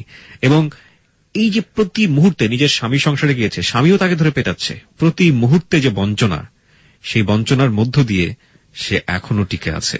এই টিকে থাকাটাই আসলে মিরাকল। আর বাকি যে ঘটনাগুলো ঘটে যাচ্ছে সেটা শুধুমাত্র ওর জীবনের কাহিনী না, প্রিয় শ্রোতা। এখানে অসংখ্য নারী আছেন এরকম, বাংলাদেশের সোসাইটিতে অসংখ্য মানুষ আছেন এরকম, যাদের জীবনের কোনো না কোনো পার্ট ওর সাথে কোনো না কোনো ভাবে মিলে যাবে। যারা শ্বশুর বাড়িতে নিগৃহীত হন, কিংবা স্বামীর হাতে নিগৃহীত হন, কিংবা মার কাছ থেকে সদাচরণ পান না। ও হয়তোবা ওর মায়ের পেটে সন্তান ছিল না, কিন্তু এরকম ঘটনাও আছে যে একই পরিবারের একটি ছেলে একটি মেয়ে, একই নারীর পেট থেকেই হয়েছে। ছেলেটিকে দেখা হচ্ছে এক চোখে, মেয়েটিকে দেখা হচ্ছে আরেক চোখে। আমরা আবারও ফিরে যেতে চাই ওর কাছে এবং ওর জীবনের গল্পে। লতা তারপরে একদিন আমার শাশুড়ি আমার বলতেছে কাপড় চোপড় ভিজেছে। আমি প্রতিদিন কাপড় চোপড় ধোয়া লাগতো, সব নিজে করতাম। আমার বাসুর আমি রোজা থাকতাম, রোজা থেকেও সব কাজ করতাম। আমার দেখতাম আমার ভাবি যে সীমা উনি নামাজ পড়তো, কোরআন শরীফ পড়তো, তো আমি আর ডিস্টার্ব করতাম না। আরে বেচারি আল্লাহর ইয়া করে, আমি ডাকলে হয়তো গুণ হইতে পারে, আমি আর ডাকতাম না। আমার একটু পাটা ব্যথা করলো, আমার মারছে না, একটু ব্যথা তো আমার কোনোদিন একটা ওষুধও খাওয়াইতো না তারা, এরকম মায়ের মারতো তারা। ওই যে কোরবানির মাংসের কথা বললাম না, কোরবানির মাংসের জন্য এরপরে বলতেছে লতা সব খাইছে, মনিরে আসছে, মনিরে দিয়ে আমার ফিডার কি ফিডার জমা, এই পিঠার কথা মনে উঠলো আমার এখন আমার শরীরে শুধু আমার মাইয়া কয় আমার মানে আর মায়ের না আমার মা মরে যাবো, বাবা মানে আর মায়ের না আমার মা মরে গেলে আমি কারে মা ডাকবো, কত মা অভাব নাই, কথা কইস না, একটা মরে গেলে আরো আইবো। আমার শাশুড়ি করতে যাইতে পারস না, আমার সংসারতে বাইতে পারস না। এরপর আমি রাগ করে আমি চললাম। পরে আমার বড় বাসুরে কয় কি নর্তুকে আনি উঠাইছে, এটা অনেক খারাপ কথা কইতে আমার বড় বাসুরে। মেজো বাসুর আমার ননুষে বলছে আর কি, আমি কই ওনারও বিয়ে হয়েছে, আমার বড় ননুষেরও বিয়ে 3টা হয়েছে, কিন্তু উনি এখন 3টার দিকে একটু সুখে আছে, দোয়া করে যেন। আমি কই আপাকে সবসময় কইতাম আমার মার নামদের মেয়েও আছে, দেখবেন আমার এরকম না অত্যাচার করে নামদের আল্লাহ দেখবেন, এরকম একদিন হলো দেখাইবো। এরপর আমার শাশুড়ি এদিকে আমার মারতো। এরপর আমার শাশুড়ি কোরবানির মাংস লাগে আমার খুন্তি, ওই যে খুসুন আছে না, বোনেরা জানবে, এই গালে দিয়ে আরো গালে দিয়ে বাইর করছে খুসুন। আর আমার শাশুড়ি এই যে আমার দাগ আছে, আমার জামাই একটা ঘুষে দিছে, এটা ফুললা থুতলির এই জায়গাটা ফুললা ভাইয়া আমার এদিক দিয়ে মনে দাগ এটা নাই, এখন বুঝে গেছে, এদিক দিয়ে ঢুকেছে, এদিক দিয়ে বাইরে গেছে আমার খুনসুনের দাগটা, যে গরম করে লাগাই দিছে। পরে আমার বালু কথা খোকা আবার এই যে সিগারেটের আগুন দিয়ে পড়ছে, আমার শাশুড়ি এই যে আমার শাশুড়ি দাগ লাগাই দিছে। এরপরে আমার বাসুরের কাছে বিচার দিছি, আর আমার মেজু বাসুরে বসে না ফিরে আছে না, ফিরে দিয়ে ঠাস করে যেমনি মারছে আমার তলফাট বাড়ে, আমি সেন্সলেস হয়ে গেছি। পরে ওখান থেকে আমার এরপরে কি হয়েছে আমি জানি না, এরকম প্রতিদিন অত্যাচার করতো দেখে আমার মনির আমার নিয়ে রাঙ্গুঞ্জ রাখছে কয়েকদিন। রাখার পরে ওখানে আমার মা পোলাপান টুয়াই দিয়েছে আমার সংসার ভাঙার লাগে, কিন্তু ভাঙতে পারে নাই। পরে আমি ওখান থেকে মন্দিরের লগে জড়গা করে আমি ঢাকা চলে আসি। এই শেষ, আমার শ্বশুর বাড়িও দেখা শেষ, ঢাকা আসা শেষ, আজ যাই না। এরপরে এবার ঢাকা থেকে রুজি করতাম, মন্দিরে টাকা পয়সা দিতাম, মন্দিরে জামা কাপড় নিত, আগের মতো মন্দিরে বসে খাইতো, মানুষ আমার বাঁধুনি ডাকতো। যে আপনি চলে আসলেন ঢাকাতে এবং আসার পরে আপনার হাজবেন্ড ওখানেই থেকে গেল। আপনার হাজবেন্ডের বাড়ি ছিল চাঁদপুর রাঙ্গুঞ্জে ছিল। ওকে, ওখানে আপনি টাকা পয়সা পাঠাতেন, ওখানেই বসে বসে খেতেন? হ্যাঁ, তারপরে ওখানে কিছু টাকা পয়সা পাঠানোর পরে ও আবার মাপ টাপ চাইয়া আমার ঢাকা চলে আসতো। আয়সা কাজ করে ঠিকই, কিন্তু মাস শেষে আমার ঘরে টাকা থাকতো, ওগুলা নিয়ে বাড়ি চলে যেত, মা বাপের দিয়ে দিত। আর আমার মারতো দইরা, এখানেও মারতো, মার কথা দইরা উসিলা লয়া ভাইয়া সারাদিন চাকরি করার পরে ফিজিক্যালি রিলেশনটা মন চাইবো কারো, তো আমি যদি মানা করতাম তো দইরা লাথি মারতো, দইরা মারতো। তো আমি তুমি বসে বসে খাও, আমার এত কষ্ট, মায়ের খরচ চালাইতে হয়, এত কিছু করতে হয়, তারপর আমার একটু শান্তি দাও। এরপরে আবার আমার দেবর একটা বিদেশ যাইবো, মানে এটা 4-5 মাস পরে ঘটনা। তখন আমার কাছে ছিল 20,000 টাকা। আমি আবার বাড়ি থেকে আসার পরে আমার চাকরি হইতেছে না, ওই অফিসে এখন জব নিমন যে চাকরি হয় না, আমাকে আর নিবে না। বারবার আমি বইলা চলে যাই, না বইলা চলে যাই, এমডি স্যার নিব না, সব স্যার খেপা নিব না। যে চেয়ারম্যান উনি বলতেছে এই মেয়েটাকে কয়, স্যার আমাদের একটা স্টাফ ঠিক আছে, ওকে নিয়ে না। তুমি কি করতাম? মার্কেটিং স্যার আর ব্লাড কালেকশনে একটু থাকতাম। আচ্ছা ঠিক আছে, তুমি কাজ করো, তোমার স্যালারি আমি বলে দেবো। এই লইছে, নেওয়ার পরে যাক স্যালারি একটু বাড়ছে, 9,000 টাকা হয়েছে। এখন সুন্দর মতো চলতে পারতেছি, মন্দিরে কোনো কাজই করে না। হ্যাঁ, উনি এখন মানে কি বলবো, আলালের ভাই দুলাল বসে খায় আর আমার বদনাম ছড়ায়। পরে মনিরের সাথে এরকম 1 কথা 2 কথা হয়েছে, হওয়ার পরে মনিরের লগে ঝড়গা লাগছে। মনিরে আবার আইতে চাপ দিচ্ছে আমাকে, মানে চলে যাবো। মনিরের মা বোন সবাই যারা আমার মারতো, তারা চিকন সুরে, লতা জহির বিদার যাবো তো। জহির কিন্তু আবার আমার জন্য অনেক পাগল ছিল। আমার দেবর, ছোট দেবর, যখন ওরা আমার মারতো কইতো কি, শয়তান বেটি থাকস কে জায়গা, আমার লগে চলে, আমি তোর ভাগায় জায়গা, তোর বিয়ে করবো, আমি তুই ঢাকায় থাকবি, আমি তোর লগে থাকবো, আমি রুজি করবো, তুই খাবি, ঘরেই থাকবি, তুই কোনো দিকে কাজ করার দরকার নাই তোর। এরকম আমার ভাই বোন সবাই মিলে অত্যাচার করে, এরকম কয়ে আমার গায়ে একদিন সাইকেল পিক্কা মারছে। ওদের সাথে জিত না করে পাইরা আমার গায়ে সাইকেল মারছে। আরে আমি মানে কি বলবো, আমি ওখানে সেন্সলেস হয়ে গেছি। যাই হোক, জহিরকে নিয়ে আপনাকে কি বলছিল? জহিরে যদি বিদেশ যায়, পরে মনিরকে বিদেশ নিব, তুই যদি পারস কিছু টাকা দিস। কত? 1 লাখ। আমি কত টাকা আমি দিব কোত্থেকে? তখন আমার বুদ্ধি হয়েছে, আমি কই আমি স্যারের কাছে যাই। স্যার আমি মিথ্যা বলছি, আমার বিয়ে হয়েছে, উনি জানে না, আর সবাই জানে, শুধু আমার ওই স্যার জানে না। তখন আমি বলছি স্যার আমার বিয়ে হয়েছে, আমার দেবর বিদেশ যাবো, যদি পারেন স্যার আমার কিছু সাহায্য করেন, টাকা দেন, আমার বেতন থেকে আপনি কাইটা নিন। কত? আমি স্যার চাইছে 50,000 টাকা, আমার কাছে 20,000 টাকা আছে। স্যারের কাছে 20-30,000 টাকা একটা ব্যাপার না, স্যারে আমাকে 30,000 টাকা দিয়ে দিছে। মানে দিয়ে বলতেছে যাও তোমার সংসার বাঁচাও আগে। স্যারের সব জানতো যে আমার বিয়ে হয়েছে, আমার বাচ্চা নিয়ে। পরে আমাদের এমডি স্যারের সব বলছে স্যারের কাছে যে মাইয়াটারে নিয়ে অনেক কষ্ট করছে, পথে পথে মাইয়ারে কোলে কইরা কইরা ভিক্ষা করছে, আমরা দেখছি এর কষ্ট, আমরা কাপড় চোপড় কিনা দিছি ওরে। এগুলো কইয়া স্যারে বলছে, আমাদের এমডি স্যারে বলতো, আরো স্যারের আরো মেয়েরা বলতো। স্যারে টাকা দিছে, মনির এই টাকা পাইয়া উনি বাড়ি চলে গেছে। বাড়ি যাইয়া এদিকে বিয়ে ঠিক করে ফেলছে। ওর ভাইরে তো টাকা দিয়েছি, নিজের বিয়ে ঠিক করেছে। হ্যাঁ, ভাইরে টাকা দিছে, 50,000 টাকা ওর ভাইকে দিছে, আর আমার থেকে আলাদা আরো 10,000 টাকা নিছে মিথ্যা কথা কইয়া, মিমের অসুখ কইয়া নিছে। 20,000 টাকা নিয়ে তখন বাড়িতে থাকতো। এদিক দিয়ে 50,000 টাকা পাই গেছে, এখান থেকে চলে গেছে, ভাইয়ের বিদেশ টিদেশ দিব। বাড়ির যে এদিক দিয়ে বিয়ে ঠিক করতেছে ওর বাপ, বিয়েটি ঠিক হয়ে গেছে, ঢাকায় আসছে। ঢাকা আইসা ওই টাকা তো দিয়ে আসছে, ঢাকা আইসা আমার লোক উড়ি বাবারে কি জড়গা। রমজানের পরে আমার মার কথা ধইরা রমজান ইট করে আইসি আমি এই বাড়ির থেকে। আমার শাশুড়ি শ্বশুরের জন্য সবার জন্য মার্কেট করে নিছি। আমি আমার মার্কেট করলে সবার জন্য করি, সবার জন্য 2 টাকা সদাই হোক আমি সবার জন্য নিতাম। কিন্তু আমার সেজু শাশুড়ি এগুলো করতো না, আমি করতাম দেখে আমার মারতো বেশি। ডিসিআরের পরে ও আবার ঢাকায় আসছে। আসার পরে এক কথা দুই কথা একদিন ভাত খেতে বসছে, আমি অফিস থেকে আসছি, ভাত খাওয়ার সময় ও বলতেছে লতা তোর মার লাগে আমার অনেক মায়া লাগে। তা আমি কই মা তো সবারই মায়া লাগবো, আমি কিন্তু এখনো ওর হিট দিয়ে কথা বলি নাই। আমি কই মার কথা বললো না, মা তো আমার অনেক কষ্ট দিছে। এরকম কইতে কইতে ও এক পর্যায়ে আমার লগে ঝড়গা লেগে গেছে। আমি কই তোমার মাও আমার অনেক কষ্ট দিছে, তোমরা আমার মানে একটা ঝড়গার একটা আছে না। ভাইয়া বিশ্বাস করবেন না, ও প্রস্তুতি নিছে আগেই আমাকে মারবে। ও যে আমি টাকা আনছি কোত্থেকে, স্যারের থেকে, ও বিশ্বাস করে নাই, ও অন্যটা ভাবছে। ও ভাবছে যে আপনি অন্য কোনো ভাবে অবৈধভাবে কাজগুলো নিয়ে আসছেন। কিন্তু আমার স্যারের সাথে কথা বলছে আমি ওর আল্লাহর হস্তে দিছি টাকাটা, ও অনেক কষ্ট করছে। ও বলছে আমার এখান থেকে আমাকে কাইটা দিব টাকা, কিন্তু থাক আমি ওটা এতিম হিসাবে আমি সাহায্য করছি, ওকে যাই দিছি 10-20,000 টাকা এটা এতিম হিসাবে সাহায্য করছি। স্যার এটা বলছে, ও বিশ্বাস করে নাই। ভাইয়া ওই যে রোল আছে না ফুল শীতের, আমি আবার কাপড় পরছি, ও আমাকে বিয়ের মানে কি বলবো, শুধু এক ঈদে আমাকে 300 টাকা দামের একটা কাপড় দিছে। আর জীবনে কেমনে একটা নাক ফুল, আমার টাকা দিয়ে আমার নাক ফুল দিছে, জীবনে কিছুই দেয় নাই। এ আমাকে ভাইয়া এরম মার দিছে, কুকুরের না মারে না, যেমন লাতি দরজা বন্ধ করে ভাইয়া আমার মানে কি বলবো, রাতে 12টার থেকে মায়ের স্টার্ট করছে 2টা পর্যন্ত মারতেই আছে ঘরের ভিতরে। এখানে সেলস হয়ে গেছে, সবাই চিল্লাপাল্লা করতেছে মনির দরজা খোল, মাইয়া মরে যাবো। বস্তির মতো বাসা না, মনির দরজা খোল, তুই বসে বসে খাস, মাইয়ারা সারাদিন রুজি করে আর মাইয়ার বদনাম কর, মাইয়া মরে গেছে। এরপর আবার আমি দেখ দিই ওর হাতে একটা খামসি মারছি, এখন আমার ওই সেন্সলেস, আমি দেখতেছি ওর হাত থেকে রক্ত বাইরে হইতেছে। এরপর আমি রাগ করে বাইরে চলে আসছি, বাইরে হয়ে আমি ইয়াতে চলে গেছি। ওই আপা যে আমাকে প্রথম আশ্রয় দিছে আর কি, শিলনাপার কাছে চলে গেছি। আর শিলনাপা কয় কি, তুই তো সংসার ছাড়িয়েছিস, যা বাসা যা। আমি কাপু আরো 2 দিন পরে আচ্ছা যামু, কালকার দিনটা থাকে পরশু দিন যামুগা। মনিরে ঘরে টাকা ছিল, ওই টাকা বাড়িওয়ালার 1500 টাকা দিয়া মানে অগ্রিম অ্যাডভান্স সব টাকা পয়সা পরিশোধ কইরা মাল সামনা সব লইয়া বাড়িতে গেছে গা। আয়া দেখি নাই, ও নাই। সবার বলছে তুই তো বাড়িতে গেছিস গা। আমি কই আমি বাড়িতে গেছি, আমি তো আমার এখানে আপুর বাসায় গেছি, কত সব লইয়া গেছে গা। পরে আমি ফোন দিছি, একদিন রাত্রে ফোন দিছি, আর ওর বউ ধরছে ফোন, আমি মনিরের বউ। তা আমি কই তুমি মনিরের বউ, তুমি বিয়ে করছো কবে? কাকু আমার বিয়ে হয়েছে 1.5 মাস না 2 মাস জানি, কইলো আমি প্রেগনেন্ট। আমার তো মাথায় পড়ছে বাঁশ, ও তো কইলো বাঁশ, তো আমাদেরও বললো।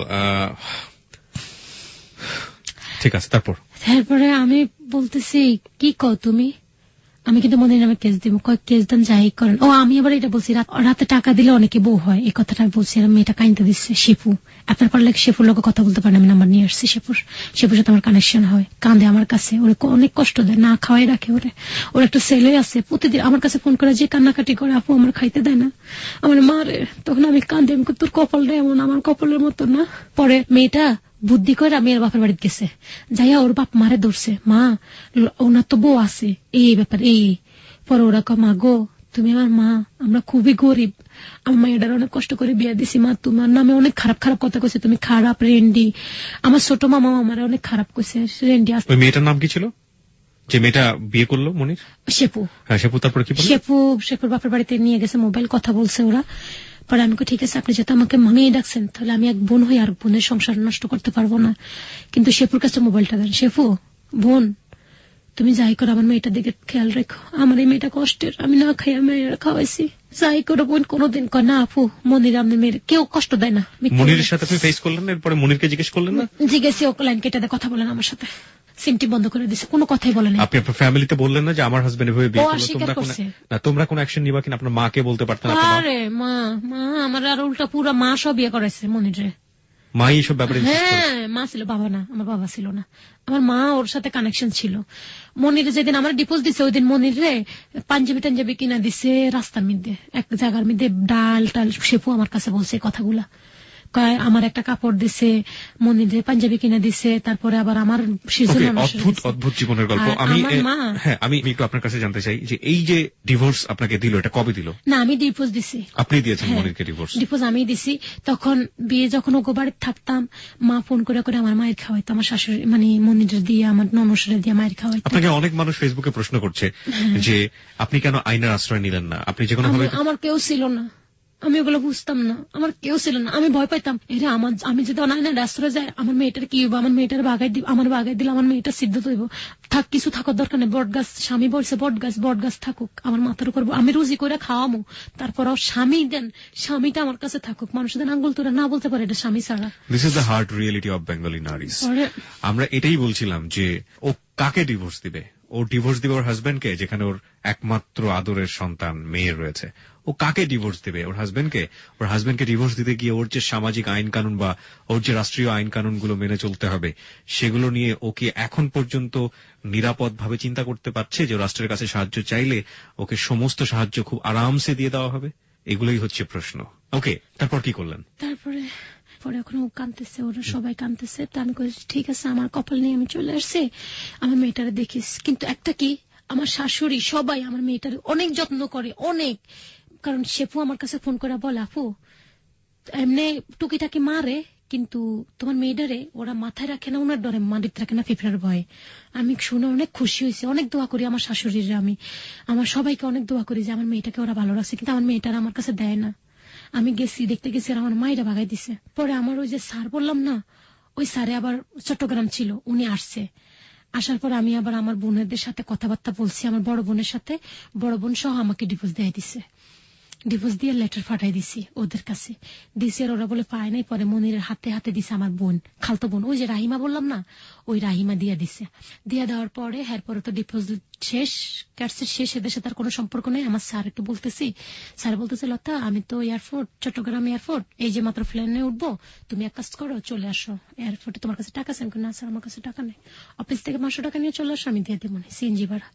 তো আমি 500 টাকা লইয়া আমি গেছি, যাইয়া বসে রয়েছি, আমাদের স্যার আসতেছে। ওই স্যার আমার মুখের দিকে তাকাই, কয় কি একটা হাসি খুশি মেয়ে, যে মেয়েটা পুরো অফিস না চাইতো, যে মেয়েটা ম্যানেজারের পিছনে লিখতো আমি দক্ষ ম্যানেজার, ফিওনের পিছনে লিখতো আমি এই জায়গার বস, এই মেয়েটা সবারই হাসাইতো, সবারই ইয়া করতো, সবাই আদর করতো, সবাই মেয়ের মতো এটা জানতো। এই মেয়েটা মুখ কালা কেন আজকে, ও সাজে নাই, ওরে এমন দেখা যায় কেন? তো বলতেছে, ড্রাইভারটা বলতেছে, এই তুমি আমার বলতেছে তুমি খাইছো? আমি না স্যার, আমি কিছু খাই নাই, আমি 3 দিন না খাওয়া। এটা শুনে তো আরো উনি হার্টসেট হয়ে গেছে। গুলশানে আমি আর কখনো যাইনি এরকম বড় হোটেল, আমাকে নিয়ে ঢুকাইছে, আমি তো ঢুকে আমি দেখিনি তো কোনোদিন, আমি হার্টসর্য হয়ে গেছি। একটা পিজা অর্ডার দিচ্ছে, কোল্ড ড্রিঙ্কস অর্ডার দিচ্ছে, দেওয়ার পরে ভাইয়া ওষুধ 1 পিস খাইছে, আর পুরো পিজাটা ওনার সামনে বইয়া খাইয়া ফেলছে। ক্ষুধা ছিল প্রচন্ড, 3 দিনে না খাওয়াচ্ছে, একটা সংসার ভেঙে গেছে আমার, আমি কেমনে খাই বলেন? ডিভোর্স দিছি, ডিভোর্স দিতে সময় আমি কানতে কানতে কানতে কানতে মনিরের জন্য, আমি কেমনে করলে, আমি তোর জন্য সব হারাইলাম, মা হারাইলাম, বাপ হারাইলাম, মেয়েটারও হারাইলাম, আমার কেমনে এত বড় কষ্ট দিলি, আল্লাহ তোর দেখবি, আল্লাহ তোরে ছাড়বো না, আল্লাহ আসলে ছাড়ে না, এখন পদে পদে পস্তায় তারা। আমার বলতেছে, আচ্ছা লতা তোমার কি হয়েছে বলো তো? আমি সব বলছি স্যারকে, এই যে আপনাকে যেভাবে বলছি, এখন এই পর্যন্ত যেভাবে বলে আসছি, এরকম স্যারকে সব বলেছেন, এইভাবে যত ঘন্টা 2 ঘন্টা এরকম বলছি, সব 2 ঘন্টার মধ্যে আবার খাবারও চলে আসছে, খাইতে চাইনি, খিদার তাড়ানে খাইয়া ফেলছি সবটি। এখন আইসক্রিম খাবা? আমি শরমে কই না, পরে আইসক্রিম এনে দিচ্ছে, আর আমি মানে দেওয়ার আগে আমি লয়ে খাইয়া ফেলছি, আমি বুঝতে পারছি যে আমার পেটে খিদা, খাইয়া ফেলছি।